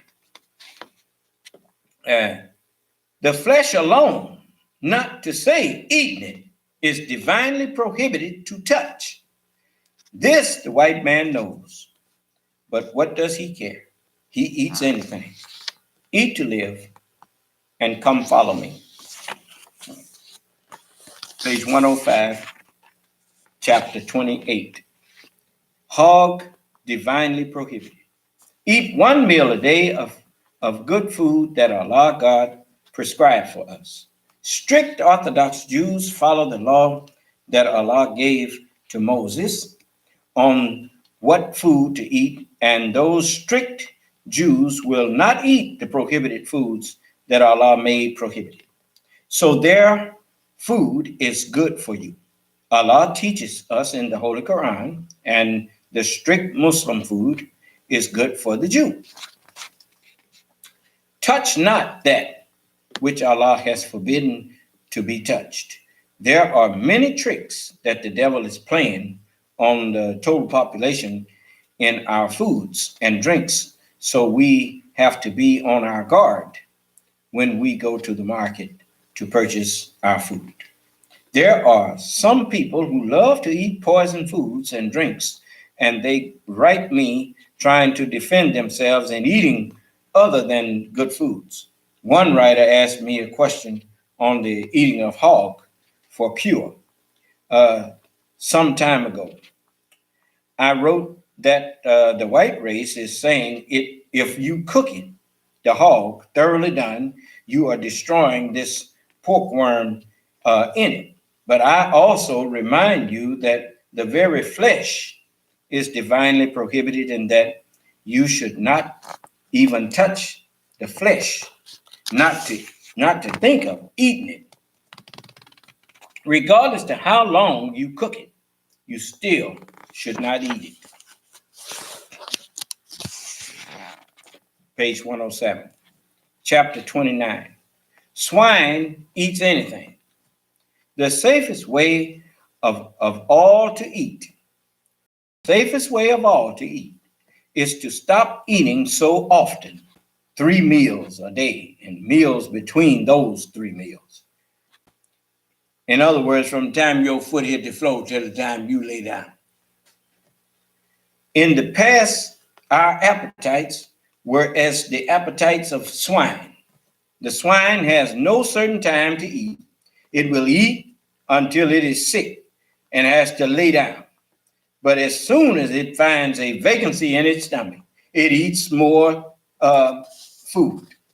That's why you call him Suey. He's a walking sewer. Yeah, that's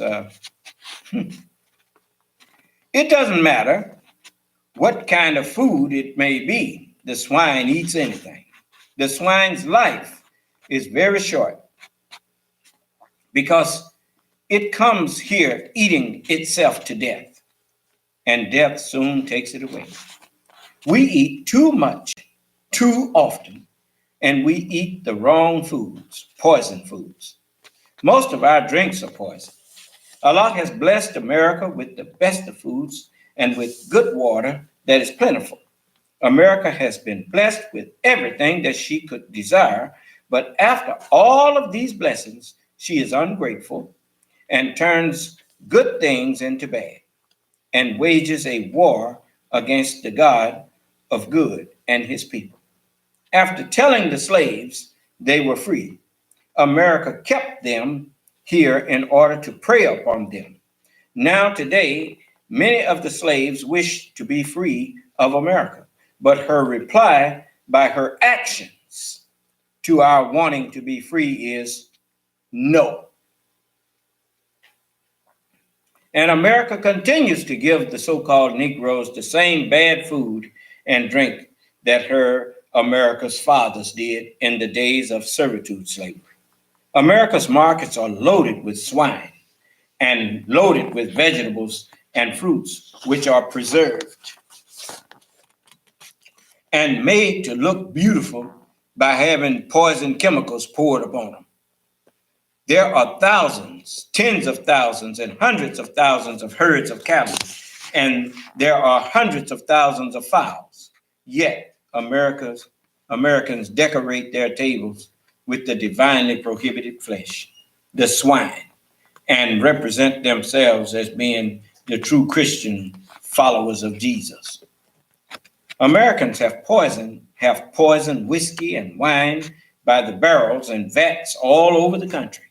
Yet, when this does not make them intoxicated, drunk, and crazy enough, they resort to drugs, the poison weeds. Allah has blessed them with so much bread that they set whole fields of good wheat on fire. They burn up the wheat in order to obtain higher prices for it. They are crazy over money and wealth. Now today, Allah threatens America with all kinds of plagues. Not one kind, but many kinds. Allah withholds the rains from her wheat fields, sends terrific cold and snow upon her fertile breadbasket areas, kills her cattle, livestock, and fowls, and kills her fish that are inland in ponds and rivers with droughts. All of these plagues are falling upon America because she is against God's giving freedom, justice, and equality to the so-called Negroes, whose labor she has had for 400 years. Because of America's having broken the divine law, which prohibits eating swine flesh, and because of her having fed this forbidden meat to her slaves and to other nations of the earth, Allah God is now taking his blessings away from her. Page 109, chapter 30. Pork contains worms, trichina. Eat one meal a day or one meal every 2 days, if you are able. If you eat the proper food and not poison food and drink, you will prolong your life, make yourself youthful, and will keep away sickness and suffering, even colds, said Allah to me in the person of Master Farad Muhammad, to whom praises are due forever. Keep the body and the mind clean. Do good to self and to others. Keep away from evil and remember Allah always. And he who came in the person of Master Farad Muhammad, to whom praises are due forever, will remember you. But you must eat pure food, the food that Allah has pointed out to us to eat, and stay away from that which he forbids us to eat, such as swine flesh, in other words, the hog. I will be a happy man when I see the day that our black people forsake the hog. This divinely prohibited flesh, the swine, can be the cause of most of our sicknesses. The professional people, such as doctors and religious scholars and scientists, know this to be true.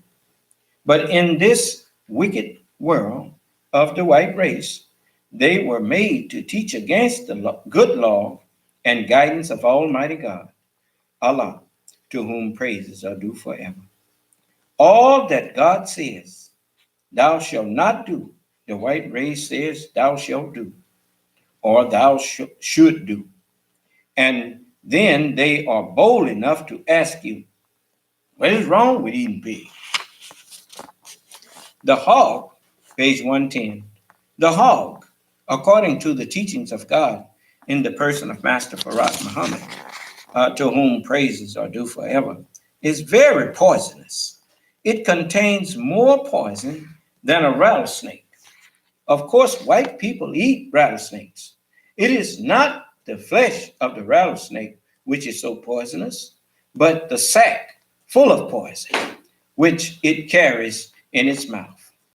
When the rattlesnake strikes, it empties the sac of poison into your flesh. This causes death to the victim if he does not receive attention quickly.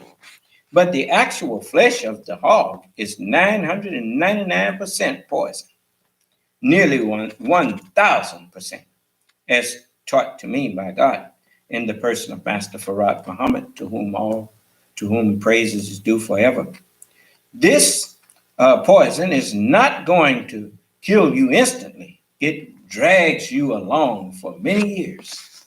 It is a very deceitful poison. It is in the form of live worms, commonly called porkworms, trichina. In a hog eater's body, these worms multiply by the millions. They first enter the walls of the stomach, and then from the stomach pass on into the intestinal walls. And from the intestines, they travel up the back, in the spinal cord, into the muscles of the body, and finally into the brain. When these worms get into these two places, last mentioned of the body, the spine and the brain, the disease becomes incurable. Look at the pictures in physiology books. Look at the pictures in physiology books or in the dictionary where this worm is enlarged several hundred times. The lives of people with such poisonous worms in their bodies are usually limited to less than 100 years, and for many, less than 70 years. There are a few who live past 100 years whose constitutions may have been much stronger than others. You may say, 100 years is all I would want to live. No, this is not the truth. You would like to live 100,000 years if you could, when death approaches you, for this is the law of life. It always wants to stay here. Eating any kind of flesh is not good for us, not even beef. No animal flesh can be said to be good for human consumption, not even fowls, and very few fish, not to think of the scavengers of the waters, such as crabs, shrimps, and oysters. We must learn to eat vegetables and fruits and stay away from land flesh. It is a little difficult for us to suddenly stop eating beef and lamb and chicken, but we must wean away from such flesh gradually. Eating one meal a day prolongs your life if you eat the right food. People will soon live a life of 1,000 years after the removal of this wicked world. Isn't that something? And you talk about something worth praying for.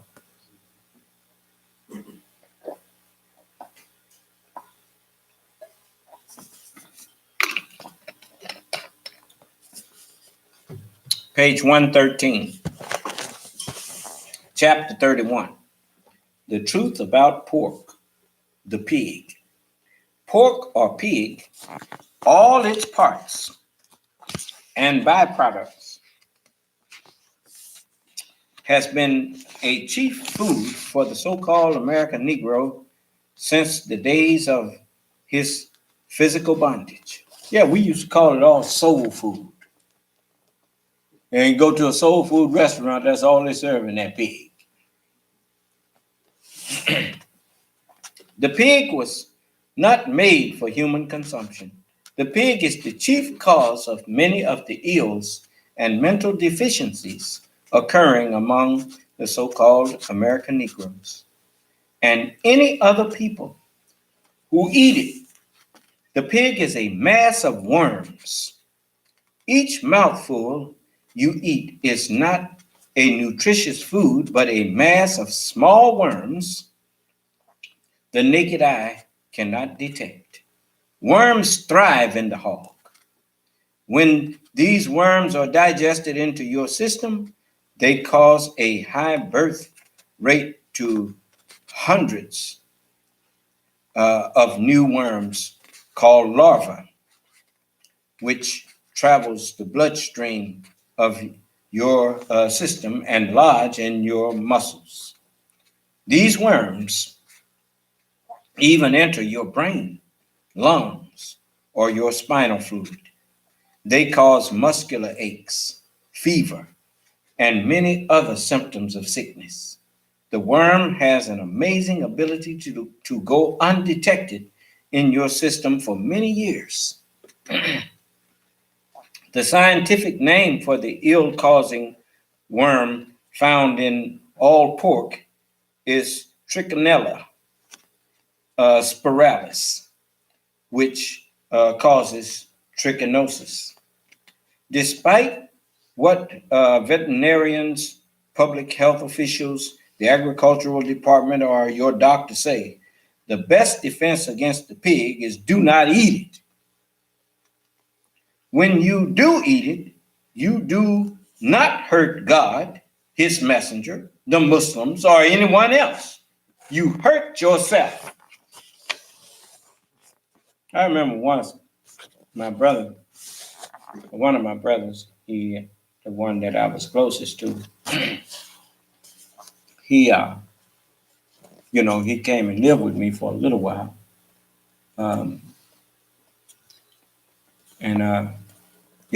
He was trying to go back and forth to the temple with me. And, I wouldn't let him eat no pig with us, in my place. And, I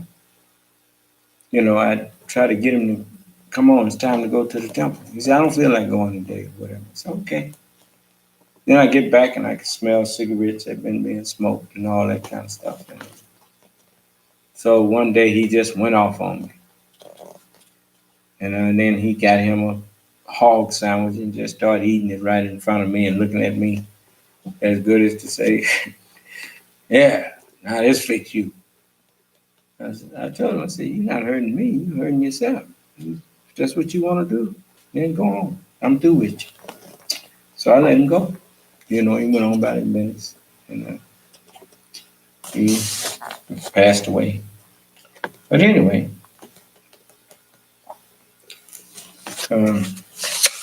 it's sad. Thorough and slow cooking of pork does not remove the danger of the worms found in all pork. Additional cooking of pork purchased in the summer or processed pork products does not make the worm-infested pork safe for eating.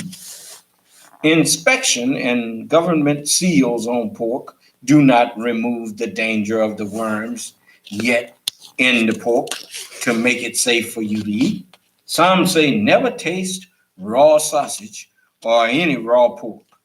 It is best not to eat pork raw, processed, cooked, smoked, cured, or seasoned. You are what you eat. So why not eat the best? and be the best. Do not allow this rotten, diseased meat to be sold in your neighborhoods or brought into your homes. Pork, and the way to stop it from being sold is don't buy it. If you don't go buy it, I guarantee you the market will stop carrying it. Of course, that goes for drugs and everything else.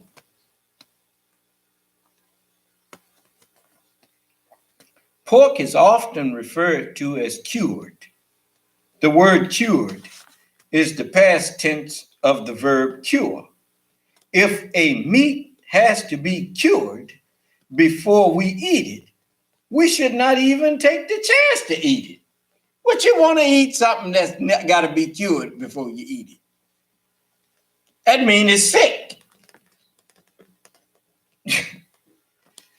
In the Bible, in the Holy Quran, it is the divine will of God that the pig should not be eaten, and God has never changed this instruction. Despite the white man setting up governmental bureaus to grade and approve the selling of pork, the so-called Negroes should ban this meat from their communities, and all those who sell and eat it. There's page 115, chapter 32. No truth about flesh of swine. Know the truth about flesh of swine. To know means to understand. I told you how Allah taught me the birth of the swine, and for the purpose for making this animal only was for the whites. Because of their being a grafted race, they were made weaker physically through the man from whom they came, the black man. Since the body of the grafted is weaker than the original body, it would be easier for them to attract germs than the original man. You should not argue with me about this, because all of the diseases that trouble us today, from social disease to cancer, came from the white race, one way or another. Do not tell me about 400 or 500 years or 1,000 years. I am referring to this people's entire historical scope. They have had 6,000 years to mix and poison our people. Some of you are foolish enough to accept all the blame, but God clears you of it. This refers to those who love the devils so well, they would like to dispute God about them. I am teaching only you the truth. Take it or leave it. They are too wise to dispute the truth. Read the story in the Bible where you see that truth right now. You don't see no white people coming in here, no scholars coming in here, call themselves disputing with me. Because they know I'm not just stand up quoting. If you think I'm just quoting, you come in here and start something. I'll show you how I go deeper than you ever dreamed. Read the story in the Bible where Jesus met a man who was possessed of evil spirits. When the evil spirits recognized Jesus to be from God, knowing the evil mind in him recognized the mind that was in Jesus, knowing they would have no chance to contend with him over their presence in the man where they did not belong, they pleaded with Jesus to let them go into the swine. And Jesus agreed. The man who was possessed of evil spirits was none other than the American so-called Negroes. The evil spirits in them are from the white race, making them eat the divinely prohibited flesh of the swine. The devils were allowed to go into the swine. They ran down a steep place into a lake or sea and perished. Remind you of the lake of fire, huh? That the devil and his followers was seen going down in. You know, when you will not receive righteousness, which is what I'm teaching, then you are like that man that was the swine that the evil mind took up residence in. When you talk about swine, you are also talking about filthy people, nasty people. You see. And the swine ran downhill. The Muslims take the uphill road. We don't go the downhill road. The uphill road is to free a slave, to keep up prayer, to do the good things, do things that in an evil world is always something trying to prevent you from doing it. You see. And when you're trying to go uphill, that's a lot harder than traveling downhill. If you're trying to go find some evil to get into, all you do is walk out the front door. There's plenty out there to get into, especially at night. Ain't that right? Yeah, I know it. So it says, here the picture changes. The meaning changes a bit. The hog was made for the white race for medical purposes, not even for them to eat it. But they could eat it if they wanted to, since they were created to be destroyed. They use this hog in much of their medical preparation, even to the German 606 poison germs, 606 poison germs. Allah taught me that one of these germs came from the swine. However, the white man will advise you to eat it. He would have you think the swine is cleaner now than he was in Jesus' time. But wouldn't God know? 4,000 years from Moses, if this swine would be clear of poison, you admit God is a foreknower. Yeah, well, naturally, if it was going to be clean, he would have told you one day we're going to clean it up. Is that right? He didn't say that. Matter of fact, in one place, it says that which is crooked cannot be made straight.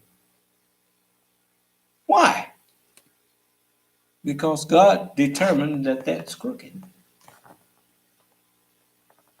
And when he makes something crooked, it can't be made straight. The whole story was twisted around. They want you to think God did not know about this process of the devils leaving the man and entering the swine until after it happened. Actually, God knew it was going to happen before it took place. Using deceit, they have succeeded in getting you to think the swine, to eat the swine as food, though it was made to produce a poisonous germ for medical purposes in curing the diseases of the white race. This is how he makes you to break all of the commandments of God, because he is God's enemy and yours and mine. He has you breaking the divine law. We did this because we saw him doing it, and at that time had no teacher of our own. These are the tricks of your hidden enemies and their own concocted religion called Christianity. You don't hear the white man trying to suggest to you that Christianity came from God. He know that ain't no such thing. God ain't never sent no religion called Christianity, which is deceiving and leading you to your doom with them. I'm your brother, and Allah has revealed to me the truth for your salvation. Jesus also prophesied that the truth would free you. That is, if you accept the truth. The thing you must understand in this parable of Jesus is that actually the visible swine could not have gone crazy and choked in the sea or lake because of the spirit of the devil was sent in them in the meaning that Jesus wants you to understand. The swine that was choked to death in the sea after the spirit of the devil was taken out of the man, the believers among the so-called American Negroes, and the swine that ran into the lake and perished is the disbelievers among the so-called Negroes who refuse to accept the truth. They will be cast alive in a lake of fire with the devils. Why I say alive? Because I'm teaching you and giving you the understanding. When you have understanding, you have spiritual life. The book says, marvel not, for soon all that are in the grave shall hear his voice and shall come forth. They shall understand his word, and they shall come forth. They that have done good shall come forth to the resurrection of everlasting life. They that have done evil to the resurrection of everlasting shame. But everybody gonna come forth. As you have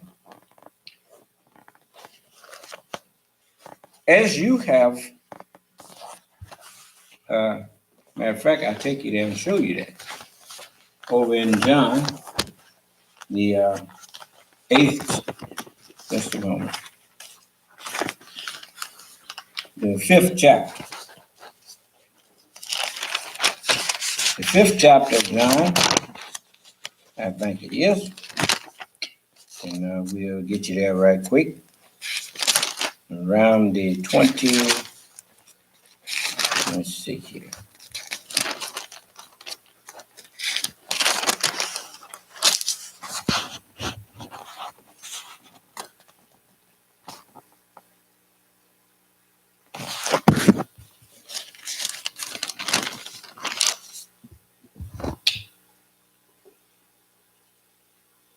This is the 28th verse. It says, marvel not at this, for the hour is coming in the which all that are in the graves of ignorance shall hear his voice, shall understand his words, and shall come forth. They that have done good unto the resurrection of life, and they that have done evil unto the resurrection of damnation. So you see, that's what time it is. And so, as the messenger was telling, it says, the swine that was choked to death in the sea after the spirit of the devil was taken out of the man, the believers among the so-called American Negroes, and the swine that ran into the lake and perished is the lovers of evil, the disbelievers among the so-called Negroes who refused to accept the truth. They will be cast alive in a lake of fire with the devils. As you have in the Bible, Lucifer's, Jacob's fall also represents the fall of his race. You notice the white race have, even these so-called evangelicals, look how they have fallen away from the word of God, just openly fallen away from it and supporting a man like Donald Trump. Now, they can't even fake like they believe in God no more. But anyway, it says the lake or sea in which they choked and perished is the same lake mentioned in the Revelations of John. They're choking in the little lake of fire right now. Every time he go into the scripture now that I'm teaching, it chokes him. Do you understand? When a person choke, can they talk? You hear anybody talking but me? Yeah. And so it says the lake or sea in which they choked and perished is the same lake mentioned in the Revelations of John, that all that had the mark of the beast, the representatives of the beast, and the false prophets, priests, and preachers of Christianity, referred to as being cast alive in a lake of fire. You see? That's it. I hope you understand. What I am trying to get over is that you who reject Allah and his true religion, entire submission to his will, as the Arabs call it, Islam, will perish in the lake of fire with this race of adversaries of Allah and his true religion, to which they refuse to submit. They now are trying to woo you into sharing hellfire with them, though they know that you have a chance to go to heaven while they do not. I cannot force you to halt your downhill plunge with them into the lake of fire. I only have been missioned to warn you in the simplest language. I cannot force you to go to hell or heaven. Your sweethearting and wanting to marry them is like a frog trying to court a rattlesnake. The rattlesnake gives the frog freedom to do so because he intends to swallow the frog. Taking the death-dealing pill and the knife to destroy your future generations are examples. Socializing with them is no sign of justice, but a sign that they have deceived you into going to hell with them, going into misunderstanding with them. That's why your life is so miserable. And I know your life miserable because everywhere you go, misery follow you. Take it or leave it. Page 119, chapter 33. Stop eating pig. Stop eating it. Pig. I think we have said enough about the poison animal called in Arabic khanzir. Khan meaning I see, and zir meaning very foul. Beyond a shadow of a doubt, the swine is the filthiest and foulest animal human beings could have resorted to for food. The flesh of the swine while cooking has a very different smell from that of other animals' flesh while cooking. And even when it is not being cooked, it is full of worms. In many cases, the eater of the flesh becomes nauseated when the flesh is being fried in the early morning. It is a divinely prohibited flesh, and God Allah has prohibited you and me, my brothers and sisters of the black nation, from eating it or even touching its dead carcass. Please, for our health's sake, stop eating it. For our beauty's sake, stop eating it. For our obedience to God and his laws against this flesh, stop eating it. For a longer life, stop eating it. And for the sake of modesty, stop eating it. Do you know that if we, the 22 million, now I say 40 million, lost found members of our nation here in America, would stop eating pig, his poison swine flesh, it would mean a great economic savings to us.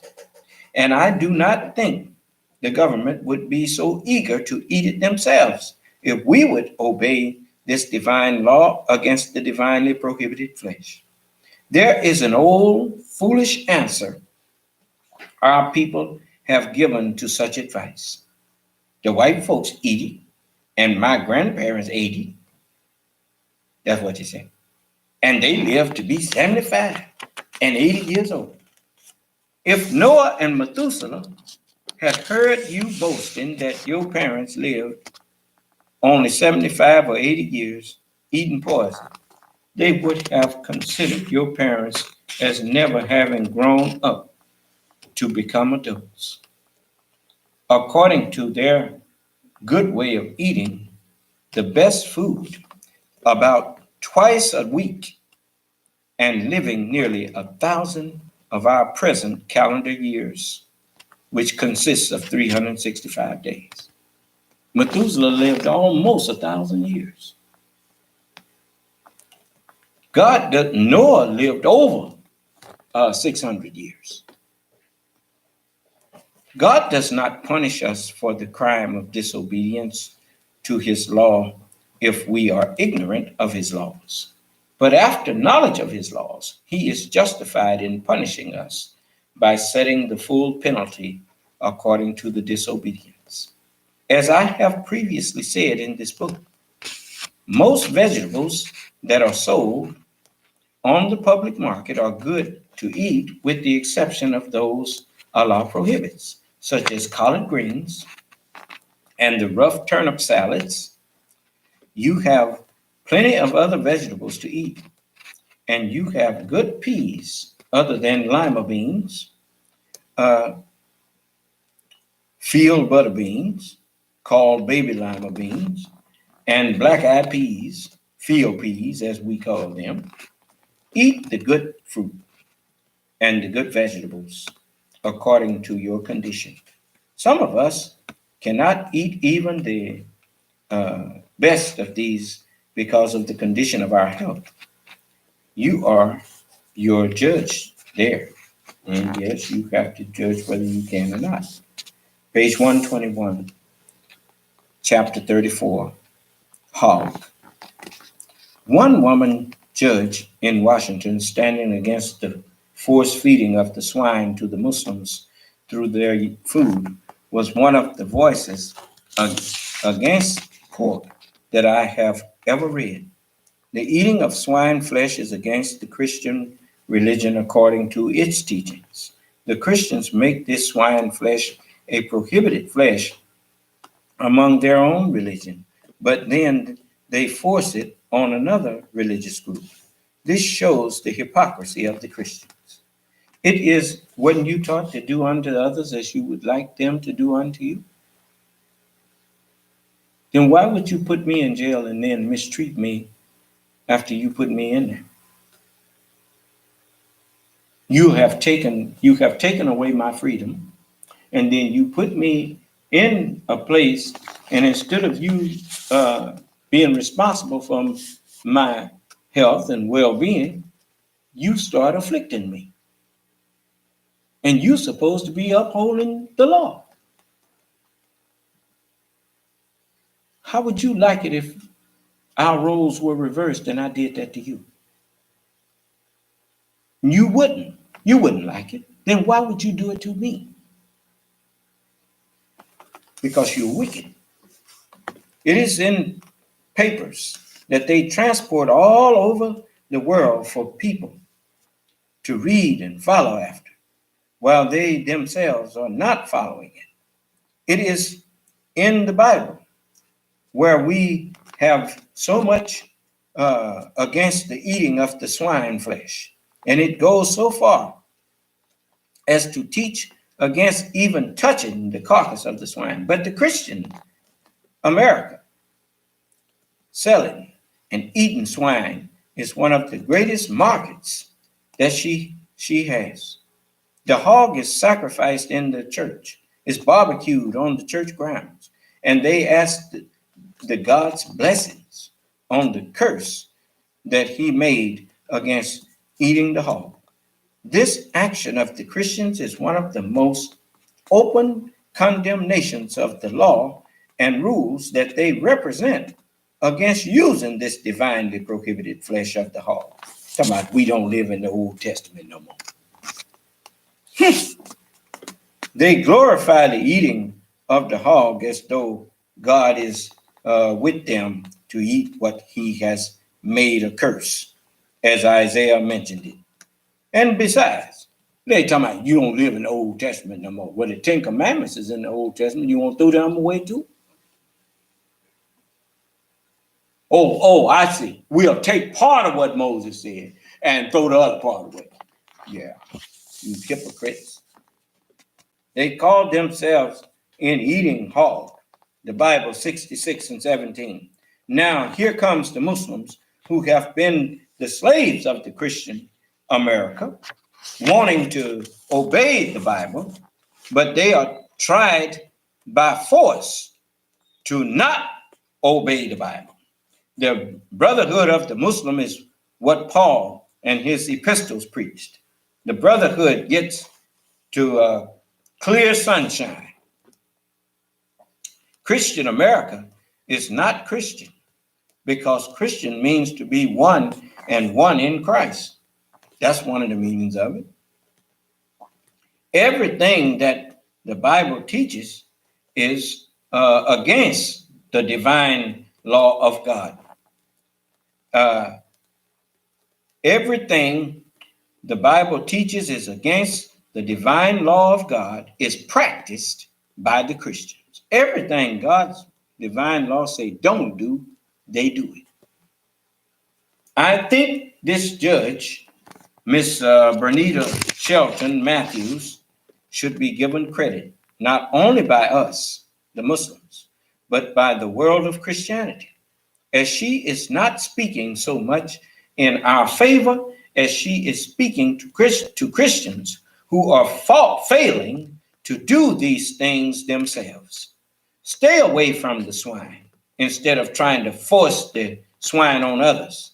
The Christian religion teaches the same against the eating and partaking of the swine flesh. And I want you to hear the Honorable Elijah Muhammad tell you something that you just can't get around. He told you that, let me let you hear him.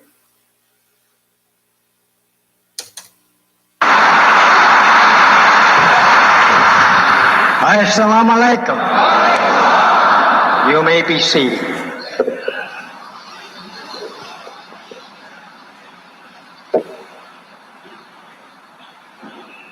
In the name of Allah the Most Merciful, all holy praise, and the only read of it, see the day and time of Islam. That's about this afternoon. Many with beautiful smiling faces. And I think every believer of Islam that's on the face of the earth, whether they're in America or elsewhere, should be happy to see the day and time that you and I are witnessing here in North America. Because there lived prophets, wise men in the past, they only read of it, that it was to come. But if they could have lived to see just, they would have. We're living in the change of worlds. Old world going out, and the new world is coming in. This is something that we all should be happy and thankful to Allah, glorify His name for allowing us to live, to bear witness of the change of world. It is not the old world of Islam, but a new world of Islam. You notice. And he told you that he was laying the foundation for a new nation. And I'm the builder of it. And I want you to hear the messenger say some other things. Because I know you. You try to make it sound like I'm stepping out the way when I say certain things. But everything that I say, he also told you that that's what was coming. He says,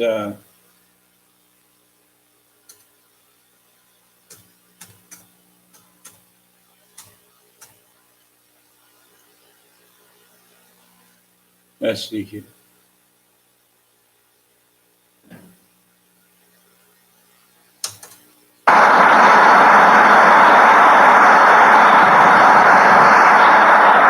So the devil blasted the man's life out. He didn't, dead man never saw his end. Didn't know what he looked like. He died before he could be wicked. He didn't know what killed him. See what kind of people you live among? And that you praise them up and wish you could stay on with them forever. Look what you are doing. I don't say these men would not have gotten killed if we had helped them. But that would have helped us from seeing another thing like that. Why didn't you and your followers then, Mr. Muhammad, take revenge for such? Keep telling you it's on the way. It's over even today.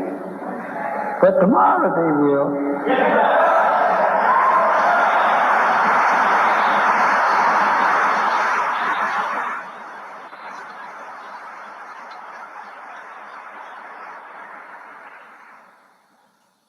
I said, brothers and sisters, some of our people are so dumb that God Himself can't help them.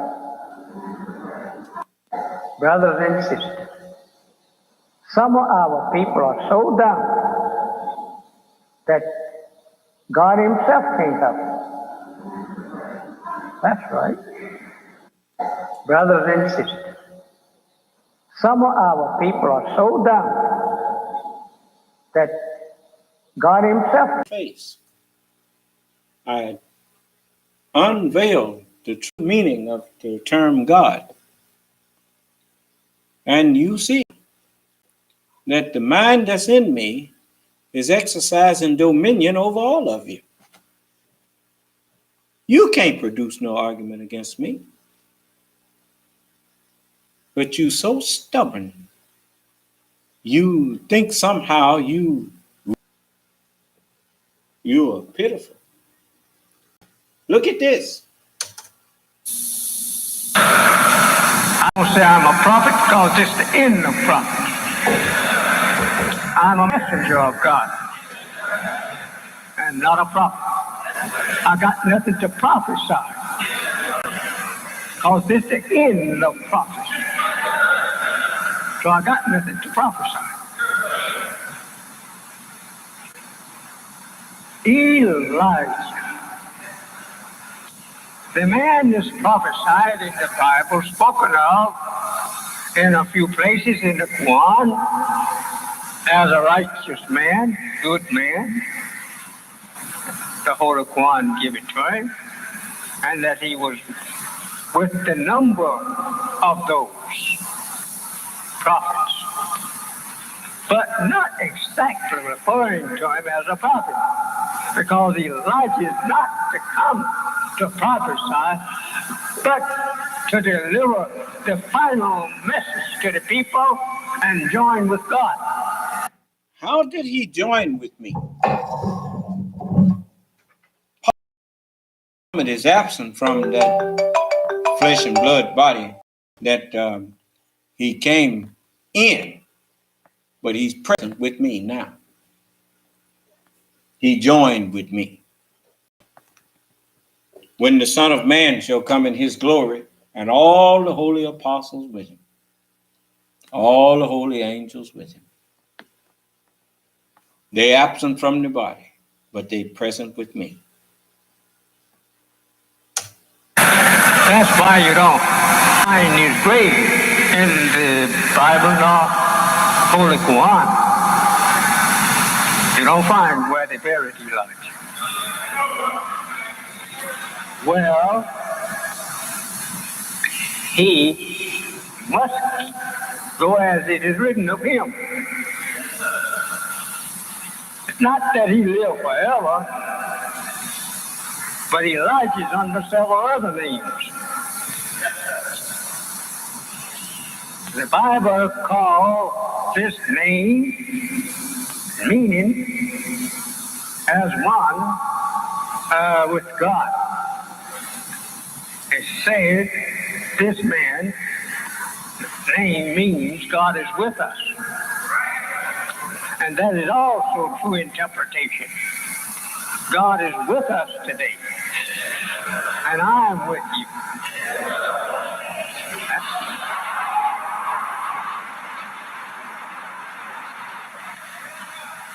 The Bible teaches you and me that this Elijah must first come.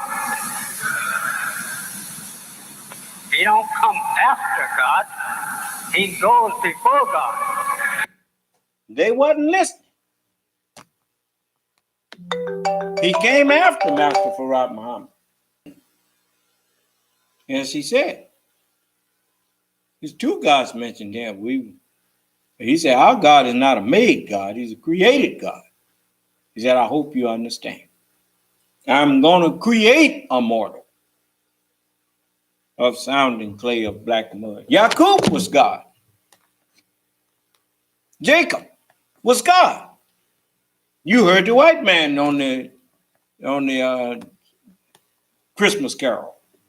He said, on my knees, Father Jacob, on my knees. Remember that? So Jacob is their God. But who is Jacob's God? This is him standing here. It's written. It says, I am the God of Abraham, the God of Isaac, and the God of Jacob.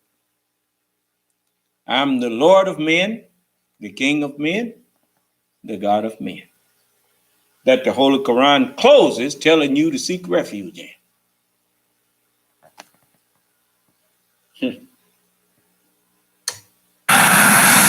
And this is what the book is meaning. He must first come, but right behind him, God will appear. Right? Told me that he's the Son of Man. He said, well, you know, I was just. It wasn't that I wasn't telling people. They just didn't believe me.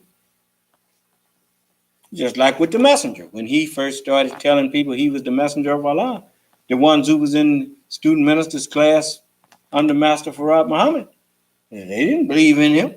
They didn't believe the messenger. They was still teaching. You know, Daddy Grace and Father Divine and all them people. They had been in the class. So, man, I'm telling you that after all of them done failed you, I'm the last man standing. And I mean standing against the world. Not hiding somewhere in a little closet and got a few little people somewhere in a little room somewhere. I'm talking to the whole world on the World Wide Web.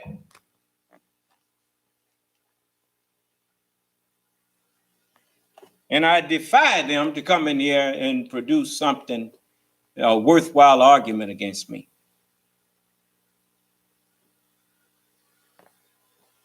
Man, have nerve enough to get mad at me because I don't want to hear his dogs barking.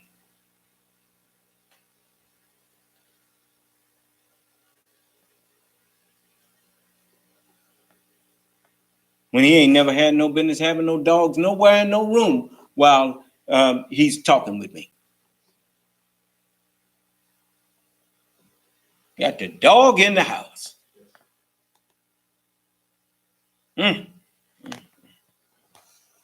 Even when I had a dog, my daddy wasn't gonna let me bring that dog in the house. Boy, y'all just gone. You know, as the messenger said. The will of God. Let thy will be done. the Christian faith on earth as it is in heaven. Well, how can God's will be done on earth?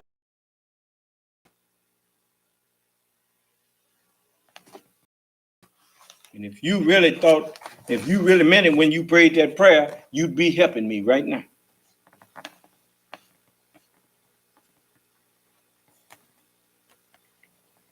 And I don't know why you wouldn't want to help, since his will is that you be free. Since his will is that you prosper. Since his will is that you be respected. And I'm gaining all of that for you.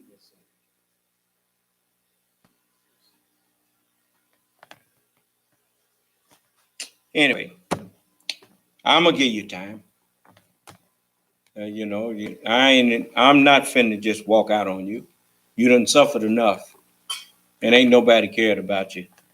I've thought about it, and I ain't ready to give up on you yet. No, you're my people, and all of you. I can think of justifiable reasons not to give up on nobody. So I'm going to try to help every one of you. Since we all family, then I'm going to try to help everybody. And I just hope that you will have sense enough to recognize that I'm here to bring you into a better condition. All of you. You're never going to be in a better condition. Remember, if you take a pig and put him in a mansion, he's going to turn it into a pig pen. So if you want heaven, I'm going to show you how to get heaven. To get in heaven, you first got to get the kingdom of heaven in you. Who going to put it there? I'm the only one that is able to ascend up into the kingdom. I can take you up into it with me. I do it every time I open up the scripture. So if you let me, I will put the kingdom in you so you can go into the kingdom. So may Allah bless us, keep us safe, and in our right minds. And may he soften your hard heart.